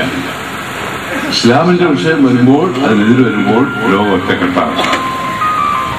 അപ്പോൾ ലോകത്താരും ഈ ശബ്ദം ഇഷ്ടപ്പെടുന്നില്ല. എന്നാ പോട്ടെ, ഈ സമുദായം തന്നെ ഇതിനെ ഇഷ്ടപ്പെടുന്നുണ്ടോ? വളരെ ശ്രദ്ധിക്കേണ്ട ഒരു വിഷയമാണ്. മുസ്ലിങ്ങൾ തന്നെ മുസ്ലിങ്ങളെന്നതിന് ഇഷ്ടപ്പെടുന്നുണ്ടോ? മുസ്ലിം രാഷ്ട്രങ്ങൾ തമ്മിൽ ഏതെങ്കിലും ഒരു രാഷ്ട്രം മറ്റേ രാഷ്ട്രത്തെ ഇഷ്ടപ്പെടുന്നു? അവർ നമ്മൾ തന്നെ കുഴപ്പമാണ്. ഇവിടെ വന്നാൽ ഏതെങ്കിലും ഒരു ഗ്രൂപ്പ് മറ്റേ ഗ്രൂപ്പിനെ ഇഷ്ടപ്പെടുന്നുണ്ടോ?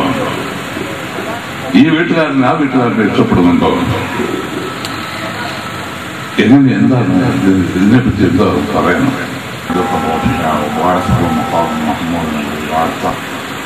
وارزقنا شفاعته يوم القيامة إنك لا تخلف الميعاد.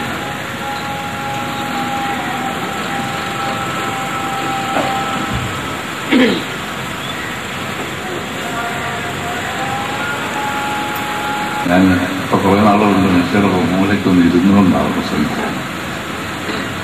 ഇവിടെ ഒരുപാട് ആലിമകളും സഭാധികളുണ്ടെങ്കിൽ ഒരു ചേഞ്ചുണ്ട്. പ്രായം ഇരുന്നേക്കാൾ ഇതെല്ലാം എന്നേക്കാൾ വിളയെത്തുന്നു. അപ്പൊ ആ ഒരു ആവശ്യത്തിലേക്ക് വലിയ മേടിക്കറി ഇരിക്കരുതായില്ല. അതുകൊണ്ട് ഞാൻ പറയാൻ ഉദ്ദേശിക്കുന്ന കാര്യം ഇച്ചിരി താമസമെടുക്കും. നിങ്ങളോട് ആ ഉദ്ദേശിച്ച പോയിന്റ് വരുത്താൻ ലിമാദാത്ത അഹ്റും എന്താണ് മുസ്ലിമീങ്ങൾക്ക് ഇങ്ങനെ പറ്റാൻ കാരണം? ലോകം മുഴുവനും അംഗീകരിച്ചൊരു സമൂഹമാണ്. ഒരു പ്രത്യശാസ്ത്രം ഭൂമിയെ മുഴുവൻ കൊണ്ട് അംഗീകരിപ്പിക്കാൻ ഭൂമിയിൽ രണ്ടാമത്തെ പ്രത്യശാസ്ത്രമാണ്. ഇന്ത്യ ഉൾപ്പെടെ ഭൂലോകം മുഴുവനും ഒരേ സമയത്ത് മുസ്ലിങ്ങളോ അല്ലെങ്കിൽ അവരുടെ അജ്ഞാനവർത്തികളോ ആയി രൂപാന്തരപ്പെട്ട ഒരു കാലഘട്ടം ഇവിടെ കഴിഞ്ഞു. മോശക്കാര് ഒരു സമൂഹത്തെയോ അല്ലെങ്കിൽ ഒരു പാർട്ടിയെയോ അല്ലെങ്കിൽ അതുപോലുള്ള ഒരു വിഭാഗത്തെയോ മോശക്കാരെന്ന് പൊതുവായി പറയണമെങ്കിൽ ഒരു പരിശോധനയ്ക്ക് ശേഷമാണ്. ആരാണ് അവരുടെ നേതാവ്? എന്താണ് അവരുടെ പരിപാടി? അതിൽ വല്ല ഈ പറയുന്നതിന് വല്ല കാരണങ്ങളും ഉണ്ടോ എന്നൊക്കെ ഒന്ന് ചിന്തിച്ചിട്ട് വേണം. അത് കുറവുണ്ടെന്ന് മാത്രമാണ്. നമുക്ക് ഈ ഇന്ത്യയുടെ കഥ തന്നെ എടുക്കാൻ. ലോകത്ത് മുസ്ലിങ്ങൾക്ക് അവരുടെ വിശ്വാസാനുഷ്ഠാന ആചാരങ്ങൾ യഥേഷ്ടം ചെയ്യാൻ പറ്റുന്ന ഒരു രാജ്യം ഭൂമിയിൽ ഇന്ത്യ പോലെ ഉണ്ട് എന്ന് വിശ്വസിക്കാൻ എനിക്ക് കഴിയില്ല.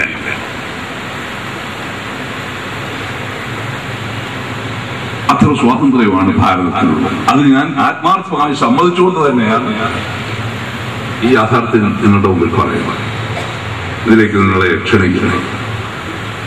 ഇന്ത്യയെ പോലെ കാര്യങ്ങൾ യഥേഷ്ടം നടത്താൻ പറ്റിയ രാജ്യഭൂമിയിൽ ഇല്ലെന്ന് ഞാൻ വെറുതെ പറയുകയല്ല, നിങ്ങളെ ബോധ്യപ്പെടുത്തും. ഒറ്റ വാക്ക്, ചെറിയ വാക്യമാണ്. നിങ്ങൾ വരൂ എന്റെ കൂടെ ഡൽഹിയിലേക്ക്, ഇബ്രാഹിം സാഹിബിനെ പോകും. ഇന്ത്യൻ പാർലമെന്റിന്റെ ഒരു ചരിവില് മുമ്പോട്ട് പോകുന്ന ഗോവയുടെ താഴ്ഭാഗത്ത് ഒരു പേപ്പർ വെച്ച് 2 റക്അത്തോടെ നെല്ല് എത്തിക്കുന്നു. അവിടെ നിന്ന് ഒരു മൊഹീദ്ദീൻ മലപാട് അല്ലെങ്കിൽ ഒരു മങ്കൂസ് മൗലൂദ് ചെലുത്തി കൈറത്തൊക്കെ പുത്രമാണ് ഭർത്താവ് ഉൾപ്പെടെ അവിടുത്തെ ഏതെങ്കിലും ഒരു ഉദ്യോഗസ്ഥനിൽ നിന്ന് എന്റെ ജന്മരാജ്യമായ ഭാരതമാണോ നമുക്ക് ചെല്ലാ സൗകര്യം, നമ്മൾ 5 നേരം തിരിഞ്ഞു നിൽക്കുന്ന കേരളത്തിന്റെ പരിസരമാണ്. ഞാൻ മനുഷ്യന്റെ പ്രസംഗിച്ച് 4 വർഷവും ആളിനെ കാത്തു നിർത്തിക്കൊണ്ട് ഇതെല്ലാം ഗേറ്റെല്ലാം അടച്ചിട്ടുണ്ടെന്ന്. നമുക്ക് പാർലമെന്റ് അവിടെ ചെന്നു നമുക്ക് ഇഷ്ടംപോലെ പറഞ്ഞു ആരുടെയും താല്പര്യം.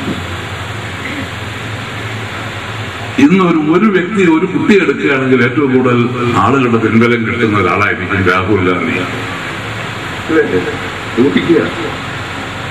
അയാളുടെ ഡൽഹിയിൽ വെച്ച് തന്നെ അല്ലെ നമ്മുടെ മോനെ അടിച്ചാൽ അപ്പോൾ തന്നെ വയറ് അടിച്ച് കയ്യും പോകാനുള്ളതാണ്. നമ്മുടെ സ്വന്തം രാജ്യം എന്ന് പറയുന്ന വർക്കത്തോട്ട് ചെന്നാൽ അവിടുത്തെ ഒരു തെണ്ടി അറബിച്ചൊക്കെ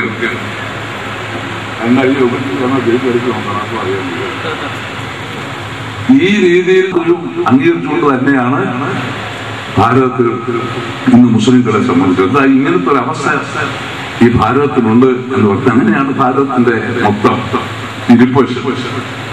ഈ രാജ്യത്തേക്ക് ഇസ്ലാം ബ്രിട്ടീഷുകാരോട് വന്നു, അവരിവിടെ കച്ചവടം ചെയ്തു, ഈസ്റ്റ് ഇന്ത്യൻ കമ്പനി സ്ഥാപിച്ചു, സ്വാതന്ത്ര്യം ഉണ്ടാക്കി.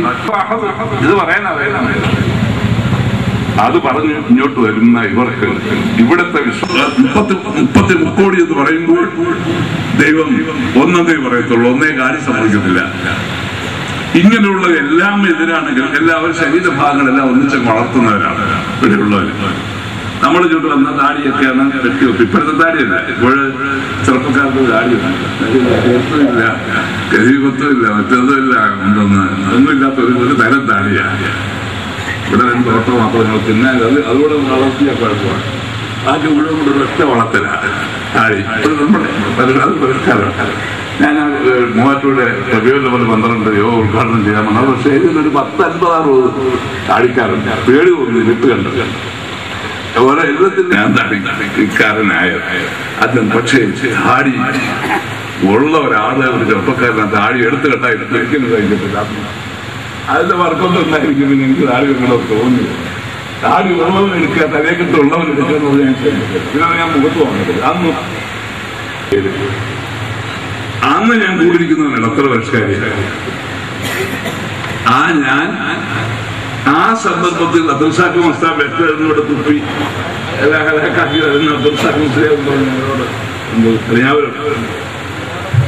മൂപ്പരെന്തെങ്കിലും കുടിച്ചിട്ടുണ്ട്. ഈ ആൾക്കാരൊക്കെ നിൽക്കുമ്പോൾ ഈ പരിഷ്കാരിയായിരിക്കും എന്ന് വെച്ചത് യാതൊരു ബുദ്ധിമുട്ടും സങ്കോചം ഇല്ലാതെ അങ്ങനെ എപ്പോഴും കുഴപ്പമുള്ള സംസാരിച്ചു നിൽക്കുന്ന മറ്റൊന്നിലേക്ക് തിരിഞ്ഞു പോയാൽ അടക്കി ഭരിച്ചിരുന്ന മുസ്ലിങ്ങൾ, അടക്കി സ്വാധീനിച്ചിരുന്ന മുസ്ലിങ്ങൾ ഇന്ത്യയിലേക്ക് കടന്നു. ഇവരുടെ എല്ലാ പ്രവർത്തിക്കുന്നതിലും അവര് ആരാധിക്കുന്ന മൃഗങ്ങളെ അവര് മുമ്പിലിട്ട് അറുത്ത് വേവിച്ചു വരുന്നത്.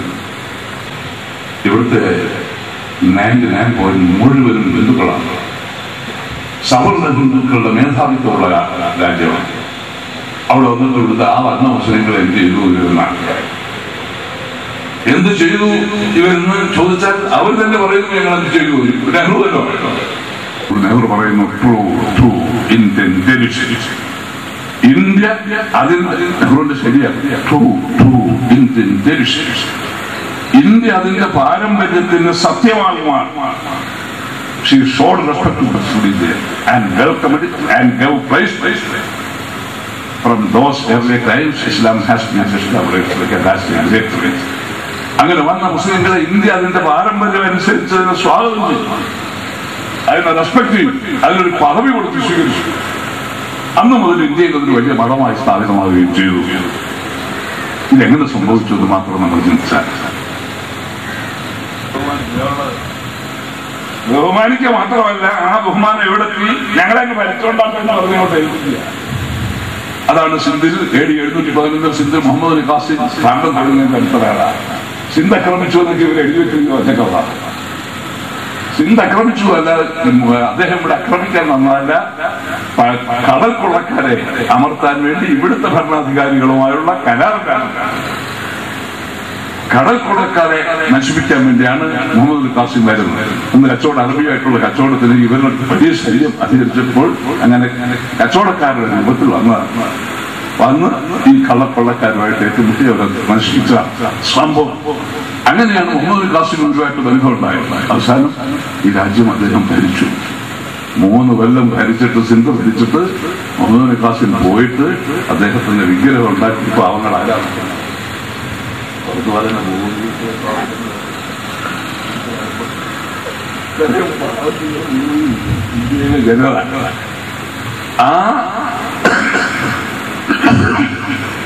അങ്ങനെ സ്വീകരിച്ചു, ബഹുമാനിച്ചു. നെഹ്റു തന്നെ രേഖപ്പെടുത്തി. അത് ഇവിടുത്തെ ഭരണം വരെ അവരെ ഉച്ചരിച്ചു. ആ ഭരണം AD 711 മുതൽ 1857 സ്വാതന്ത്ര്യ സമരത്തിന് നേതൃത്വം നൽകിയ ബഹദൂർ ഷാ സാഹിബിന്റെ കാലം വരെ 1000 കൊല്ലം ഈ രാജ്യം മുസ്ലിങ്ങൾ ഭരിച്ചിരിക്കുക. അതിനുശേഷം ഇന്ത്യക്കാരുടെ സ്വാധീനം ഇവിടെ ഉണ്ടായി, അല്ല ബ്രിട്ടീഷുകാരുടെ സ്വാധീനം ഉണ്ടാക്കി അഴിച്ച് അവസാനം അവരുടെ 10 കുറെ കാലം ഭരിച്ചു. അവരിവിടുന്ന് എല്ലാവരും കൂടെ ചേർന്ന് ഓടിച്ചു. ഞാൻ ചുരുക്കി പറയാം, ഇതൊക്കെ മണിക്കൂറുകൾ പ്രസംഗിക്കുന്നത്. ഇവിടുന്ന് ഓടിച്ചു. ആ ഓടിച്ചതിൽ ജാതി മത ലിംഗ വ്യത്യാസമില്ലാതെ എല്ലാവരും കൂടി ചേർന്ന് അവരെ ഇവിടുന്ന് ഓടിച്ചു. സ്വാതന്ത്ര്യം അഴിച്ചു. സ്വാതന്ത്ര്യം വാങ്ങിച്ചു കഴിഞ്ഞപ്പോൾ ഭാഗ്യവശാൽ രാജ്യം 2ആയിട്ട് പുറത്തുപോയി. അങ്ങനെ മുസ്ലിങ്ങൾ രാജ്യത്തിന്റെ ഒരു ഭാഗം, ഭൂരിപക്ഷം മുസ്ലിങ്ങൾ വേറെ ഒന്നായി മാറി പാകിസ്ഥാൻ ആയി രൂപാന്തരം. പിന്നെ ബാക്കിയുള്ള രാജ്യമാണ് ഇന്നത്തെ ഭാരതം. ആ കാലത്തൊരു കോൺസ്റ്റിറ്റ്യൂഷനിലൂടെ ഒരു ഭരണഘടന ഉണ്ടായി. വളരെ ശ്രദ്ധിക്കണം.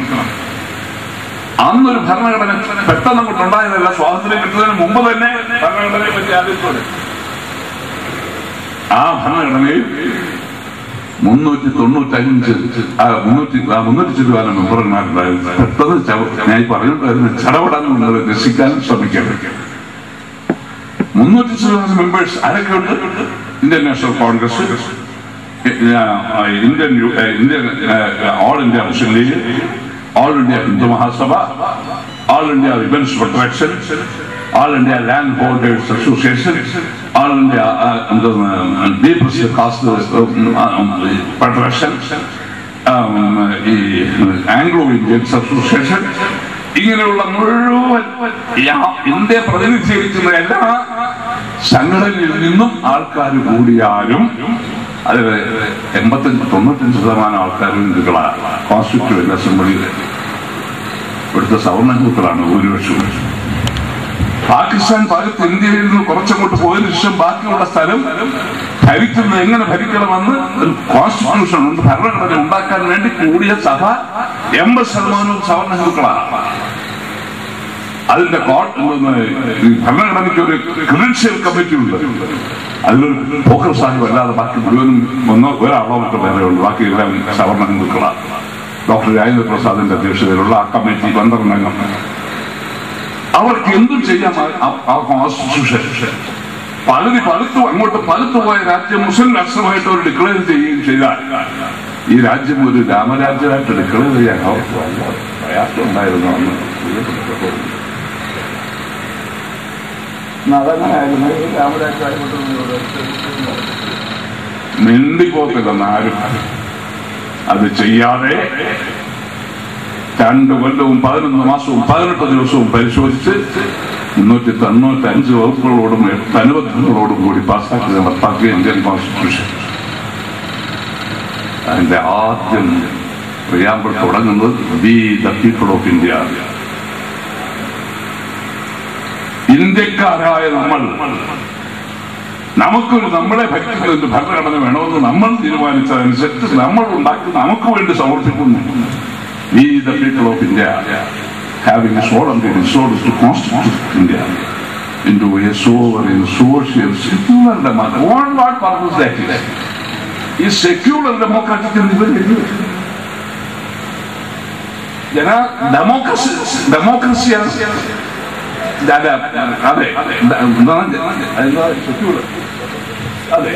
എന്തിനും സെക്യൂലർ ഉണ്ടാക്കി വെച്ച് മതേതരത്വം മതേതര രാഷ്ട്രം വേണമെന്ന് പറഞ്ഞോ. ഈ രാജ്യത്ത് വളരെ ശ്രദ്ധിക്കണം. പാകിസ്ഥാൻ അപ്പുറത്തോട്ട് ഭാഗത്ത് പോയെങ്കിലും അത് അവിടെയുള്ള മുസ്ലിംകൾ ഇന്ത്യയുടെ സ്വാതന്ത്ര്യത്തിന് വേണ്ടി ശ്രമിച്ചു. അവർ സ്വതന്ത്രമായിട്ട് അവിടെ ഭരിക്കുന്നു. ഇവിടുത്തെ മുസ്ലിംകൾ ഉൾപ്പെടെയുള്ള എല്ലാ ആൾക്കാരും സ്വാതന്ത്ര്യത്തിന് ശ്രമിച്ചവരാണ്. അവർക്കെല്ലാം അതിന്റെ അവകാശം കിട്ടണം എന്ന ചിന്തയുടെ അടിസ്ഥാനത്തിലാണ് ഇന്ത്യക്കാരായ നമ്മൾ എന്ന് പറഞ്ഞു തുടങ്ങുന്നതിന് ഒരു സെക്യുലർ ഡെമോക്രാറ്റിക് അതിൽ അവർ എഴുതി വെച്ചു. മതേതരത്വം എല്ലാ മതവും തുല്യമായി കാണുന്നതാണ്.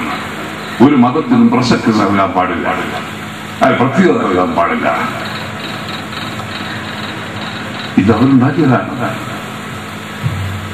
ഇങ്ങനെയൊക്കെ ചെയ്ത് അധികാരികളോട് അങ്ങോട്ട് വന്നിട്ട് അപ്പൊ അങ്ങനെ ഉണ്ടാക്കി വെച്ചിട്ട് ഒന്നാമത്തെ ഭാഗം ഇന്ത്യൻ അതായത് നേഷൻ രാജ്യം, രണ്ടാമത്തെ സിറ്റിസൺഷിപ്പ്, മൂന്നാം ഭാഗം ഈ ഫണ്ടമെന്റൽ റൈറ്റ് എല്ലാം ഓരോരുത്തർക്കും അവകാശപ്പെട്ട കാര്യം.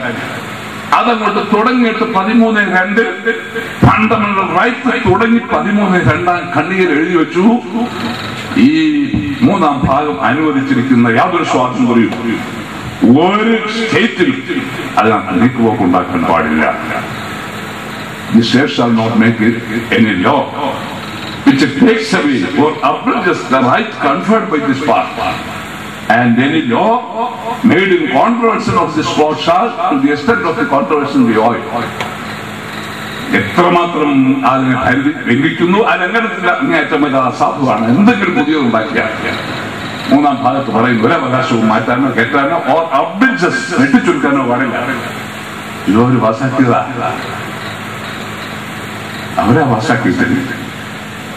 അങ്ങനെയുള്ള ഫണ്ടമെന്റൽ റൈറ്റിന്റെ 25ാമത്തെ സെക്ഷൻ വന്നപ്പോൾ all persons are equally entitled to freedom of conscience and the right to freely to profess, practice and propagate beliefs. എല്ലാ ഓരോരുത്തർക്കും അവരുടെ ഹിതമനുസരിച്ച് വിശ്വസിക്കുവാനും അതനുസരിച്ച് പ്രവർത്തിക്കുവാനും അത് പ്രചരിപ്പിക്കുവാനും, അതായത് വായന പറയാനും പൂർണ്ണമായി ഈ ഭരണഘടന സമ്മതിക്കുന്ന അനുവാദം നൽകുന്നു. മൂന്നാം ഫണ്ടമെന്റലാണ്. ഇത് മാറ്റം വരുത്താൻ പാടില്ലെന്ന് ആദ്യം എഴുതി വെച്ചു. ഇങ്ങനെ നമുക്ക് എല്ലാ സൗകര്യങ്ങളും ഇഷ്ടം പോലെ ജീവിക്കത്തക്ക സൗകര്യങ്ങളും ഉണ്ടാക്കി വെച്ചു. അതനുസരിച്ച് ഭരിച്ചിട്ട് ഇത്രയും കാലത്തിനുള്ളിൽ അതിന്റെ ഭരണത്തിന്റെ പരമോന്നത സ്ഥാനമായ ഇന്ത്യയുടെ പ്രസിഡന്റ്ഷിപ്പ് ചുരുങ്ങിയ കാലത്തിലുള്ള 3 പ്രാവശ്യം മുസ്ലിങ്ങളുടെ കയ്യിലാണ്. പ്രധാനമന്ത്രികളെ തൊട്ടടുത്തിരുന്നു കാര്യങ്ങൾ ചെയ്ത ആൾ നമ്മളെ മുമ്പിൽ ഇരിക്കുകയാണ്. ഇങ്ങനെല്ലാം ഉണ്ടായിരുന്ന ഈ സമൂഹം 45 കൊല്ലം ഞാൻ ഭരിച്ചു, ഞാൻ പ്രസംഗിച്ചു. ഇന്ത്യയിലെ മുസ്ലിങ്ങളുടെ വീടുകളിൽ വളർത്തുന്ന ഒരു പൂച്ചക്കുഞ്ഞിനെ പോലും ഇവിടുത്തെ സെൻട്രൽ ബ്യൂറോ ഓഫ് ഇൻവെസ്റ്റിഗേഷന് രാജ്യദ്രോഹത്തിന്റെ പേരിൽ അറസ്റ്റ് ചെയ്യാൻ സാധിച്ചിട്ടുള്ള വസ്തുത ഇവിടുത്തെ സഹോദരങ്ങൾ ഇന്ത്യക്കാർ അറിയണം.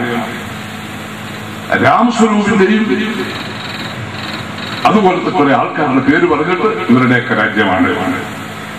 ഇന്ത്യയുടെ പ്രധാനമന്ത്രി ശ്രീമതി ഗാന്ധിയുടെ പ്രിൻസിപ്പൽ സെക്രട്ടറി PC അലക്സാണ്ടറുടെ വീട്ടിലുള്ള പെണ്ണിത്തോട് പോലും ഈ രാജ്യദ്രോഹത്തിന് ചോർത്തി കൊടുക്കുന്ന കേസിൽ പറയുകയായിരുന്നു. നേരെ കുറച്ച് മുസ്ലിമിന്റെ വീട്ടിൽ വളർത്തുന്ന ഒരു പൂച്ചക്കുഞ്ഞിനെ പോലും രാജ്യദ്രോഹത്തിന് വേണ്ടി അറസ്റ്റ് ചെയ്യാൻ ഇന്ത്യ ഗവൺമെന്റ് സാധിച്ചിട്ടില്ല.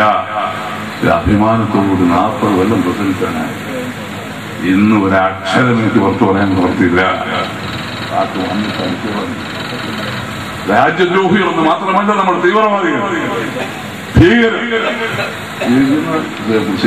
വാഹി തങ്ങളെ എവിടെ ഒരു വർഗീയതയോ കുഴപ്പമുണ്ടായാൽ അപ്പൊ അവിടെ പാഞ്ഞെത്തുന്ന ആ വലിയ മനുഷ്യൻ അവിടെ ചെന്ന് കഴിഞ്ഞാൽ ശാന്തം ശാന്തം ശാന്തം. അങ്ങനെയുള്ള ആൾക്കാരെ പോലും ഇങ്ങോട്ട് പോകാൻ പറയാതെ പോകുന്നവർ ഭീകരനാണ്. ഈ അവസ്ഥയിൽ ഈ സമുദായം എത്തിയിരിക്കുന്നു. ഇതിന് വല്ലതും ചെയ്യാൻ നമ്മൾക്ക് സാധിക്കുമോ എന്നുള്ളതിനെ പറ്റിയാൽ ഞാൻ ഇത് തടയാൻ, ഇതിന് കടിഞ്ഞാണ്ടിടാൻ സൂപ്പർസോണിക് ജെറ്റ് വിമാനത്തിന്റെ വേഗതയിൽ ആ ദുസ്വഭാവം നമ്മുടെ കുട്ടികളിൽ വളർന്നുകൊണ്ടിരിക്കുന്നു. അല്ലാതെ ഇസ്ലാമിനെ നിയമാവലിയെയോ ഇസ്ലാമിന്റെ നേതാവിനെയോ അവഹേളിച്ചു എന്ന് പറഞ്ഞാൽ അത് ശരിയല്ല. അങ്ങനെ അവഹേളിച്ചാൽ ദുർബലപ്പെടുന്നതുമല്ല ഇസ്ലാമിന്റെ ഭരണഘടനയും അതിന്റെ നേതാവ്. അത് ഭരണഘടനയെ സംബന്ധിച്ച് തന്നെ നമുക്ക് 2-3 വാക്കുണ്ട്. ഇസ്ലാമിന്റെ ഭരണഘടനയായ പരിശുദ്ധ ഖുർആൻ യുദ്ധം പ്രഖ്യാപിച്ചിട്ടുണ്ട്, യുദ്ധത്തിന് പ്രേരിപ്പിച്ചിട്ടുണ്ട് എന്ന് ശത്രുക്കൾ പ്രസംഗിക്കുന്നു, എഴുതുന്നു. അവര് തീവ്രതയെ പ്രോത്സാഹിപ്പിക്കുന്നു എന്ന് ചിലർ പറയുന്നു. ശുദ്ധ അബദ്ധമാണെന്ന്. കാരണം എന്താ?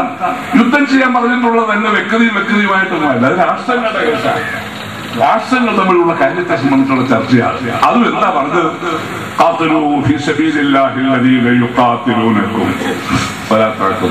നിങ്ങൾ യുദ്ധം ചെയ്യൂ, നിങ്ങളോട് യുദ്ധം ചെയ്യുന്നവരോട് യുദ്ധം ചെയ്യൂ. എന്നാലും മലാത്താക്കും നിങ്ങൾ അതിനോട് പ്രവർത്തിച്ചു പോയത്. നിങ്ങളോട് യുദ്ധം ചെയ്യുന്നവരോട് നിങ്ങൾ യുദ്ധം ചെയ്യൂ. കാത്തിലൂ ഫിസബീലില്ലാഹില്ലദീന യുഖാത്തിലൂന. നിങ്ങളോട് യുദ്ധം ചെയ്യുന്നവരോട് നിങ്ങൾ യുദ്ധം ചെയ്യണം. എന്നാൽ മലാത്താക്കും അതിനോട്ട് പോകരുത്. എന്താ തെറ്റ്? ألا تقاتلون قوما نكثوا أيمانهم وهموا بإخراج الرسول وهم بدأوكم أول مرة أتخشونهم الله أحق أن تخشوه إن كنتم مؤمنين. നിങ്ങൾ യുദ്ധം ചെയ്യുന്നില്ലേ?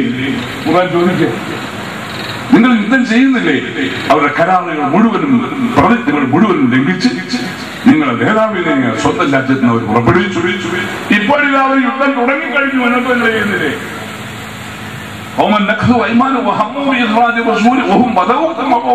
അവർ തുടങ്ങിക്കഴിഞ്ഞു നേരത്തെ യുദ്ധം. എന്നിട്ട് നിങ്ങൾ യുദ്ധം ചെയ്യുന്നില്ലേ? ഇതാണ് ഖുർആന്റെ ആജ്ഞകൾ യുദ്ധത്തിന് പ്രേരിപ്പിക്കുന്നതാണ്. അങ്ങനെ നിങ്ങൾ യുദ്ധം ചെയ്താൽ തന്നെയും ആ യുദ്ധത്തിന് പോകുന്ന പട്ടാളക്കാരോട് നേതാവ് ചെയ്ത ഉപദേശം, നിങ്ങൾ യുദ്ധത്തിൽ ഏർപ്പെട്ടാൽ അല്ലാഹുവിന്റെ നാമത്തിൽ മാത്രം യുദ്ധം ചെയ്യുക. നിങ്ങൾ എതിർക്കുന്നവരോട് മാത്രം നിങ്ങൾ എതിർത്ത് യുദ്ധം ചെയ്യുക. പെണ്ണുങ്ങളെയും കുട്ടികളെയും വൃദ്ധന്മാരെയും കൊല്ലരുത്. കെട്ടിടങ്ങൾ തകർക്കരുത്. മരങ്ങൾ മുറിക്കരുത്. പഴുത്ത ഈത്തപ്പഴ മരങ്ങൾ ഇപ്പോൾ ഉണ്ട്, അതിന്റെ അടുത്ത് കഴിഞ്ഞ് പോകരുത്. നിങ്ങളോട് യുദ്ധം ചെയ്യുന്നവരുടെ ആരാധനാലയങ്ങളിൽ ഇരുന്ന വല്ല അന്യസമുദായക്കാർ ആരാധനകളുണ്ടെങ്കിൽ അവരെയും നിങ്ങൾ ശല്യം ചെയ്യരുത്. ഇത് ആ പൊന്നു തിരുമേനി നമ്മുടെ അതിന്റെ ആ ഖുർആൻ കൊണ്ടുവന്ന ആള് നേതാവിന് ഉപദേശിച്ചു. അപ്പൊ യുദ്ധത്തിന് പ്രോത്സാഹിപ്പിക്കുന്നത് ഇനി ക്ഷമിക്കണം, പൊറുക്കണം, ദയ കാണിക്കണം. അതാണോ ഖുർആൻ പറയുന്നത്? അതല്ല, ഭീകരത, തീവ്രത, അത് പ്രോത്സാഹിപ്പിക്കുന്ന ഖുർആൻ തുടങ്ങിയ إلا الذين آمنوا وعملوا الصالحات وتواصوا بالحق وتواصوا بالصبر. മനുഷ്യൻ അപകടത്തിലാണ്, പരാജിതനാണ്. സത്യം കൊണ്ട് ഉപദേശിക്കുകയും ക്ഷമ പാലിക്കാൻ ഉപദേശിക്കുകയും ജനങ്ങളെ അതിന് പ്രോത്സാഹിപ്പിക്കുകയും ചെയ്യാത്തവർ പോയവരാണ്, പോക്കാണ്. അത് ഈ ഖുർആൻ എന്താ ആൾക്കാരായി നിൽക്കാൻ നിവർത്തിയില്ല എന്ന കൊച്ചു സുഹൃത്ത്. ഈ സമൂഹത്തെ പറ്റി ഇന്നല്ലാഹു മഅസ്സാബിരീൻ, ഇന്നല്ലാഹു യുഹിബ്ബുസ് സാബിരീൻ. ഖുർആനിൽ പറയുന്ന സാബിരീന ഫിൽ ബഅസാഇ വൽ ളറാഇ.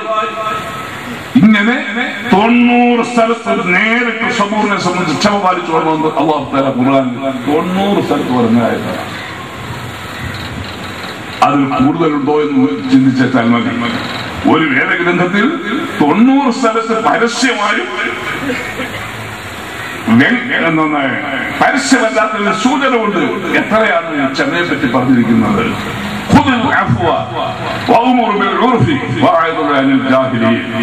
മാപ്പ് കൊടുക്കുന്നതിനെ, അഫു കൊടുക്കുന്നതിന് നിങ്ങൾ മുറുകെ പിടിക്കണം. നല്ലത് കൊണ്ട് നിങ്ങൾ ഉപദേശിക്കണം. വിവരം കെട്ടവരുമായിട്ട് നിങ്ങൾ കുഴപ്പത്തിൽ നിൽക്കരുത്, തെറ്റിക്കളയണം. ഇങ്ങനെ 90 പരം സ്ഥലത്ത് ക്ഷമിക്കണമെന്ന് പാലിച്ചും പറഞ്ഞിച്ചു. ക്ഷമിച്ചാൽ മാത്രം പോരാ, തെറ്റുകൊണ്ട് നേരിടാൻ ശ്രമിക്കരുത്. الذين صبروا ابتغاء وجه ربهم واقاموا الصلاه وانفقوا مما رزقناهم سرا وعلانيه ويدرؤون بالحسنه السيئه اولئك لهم عقبى الدار. ക്ഷമ പാലിക്കുകയും അനുഷ്ഠാനങ്ങൾ കൃത്യമായി ചെയ്യുകയും ഉദാരമതികളായി തീരുകയും തെറ്റിനെ ശരി കൊണ്ട് നേരിടുകയും ചെയ്യുന്നവർക്ക് ശോഭനമായ ഭാവിയുണ്ട്.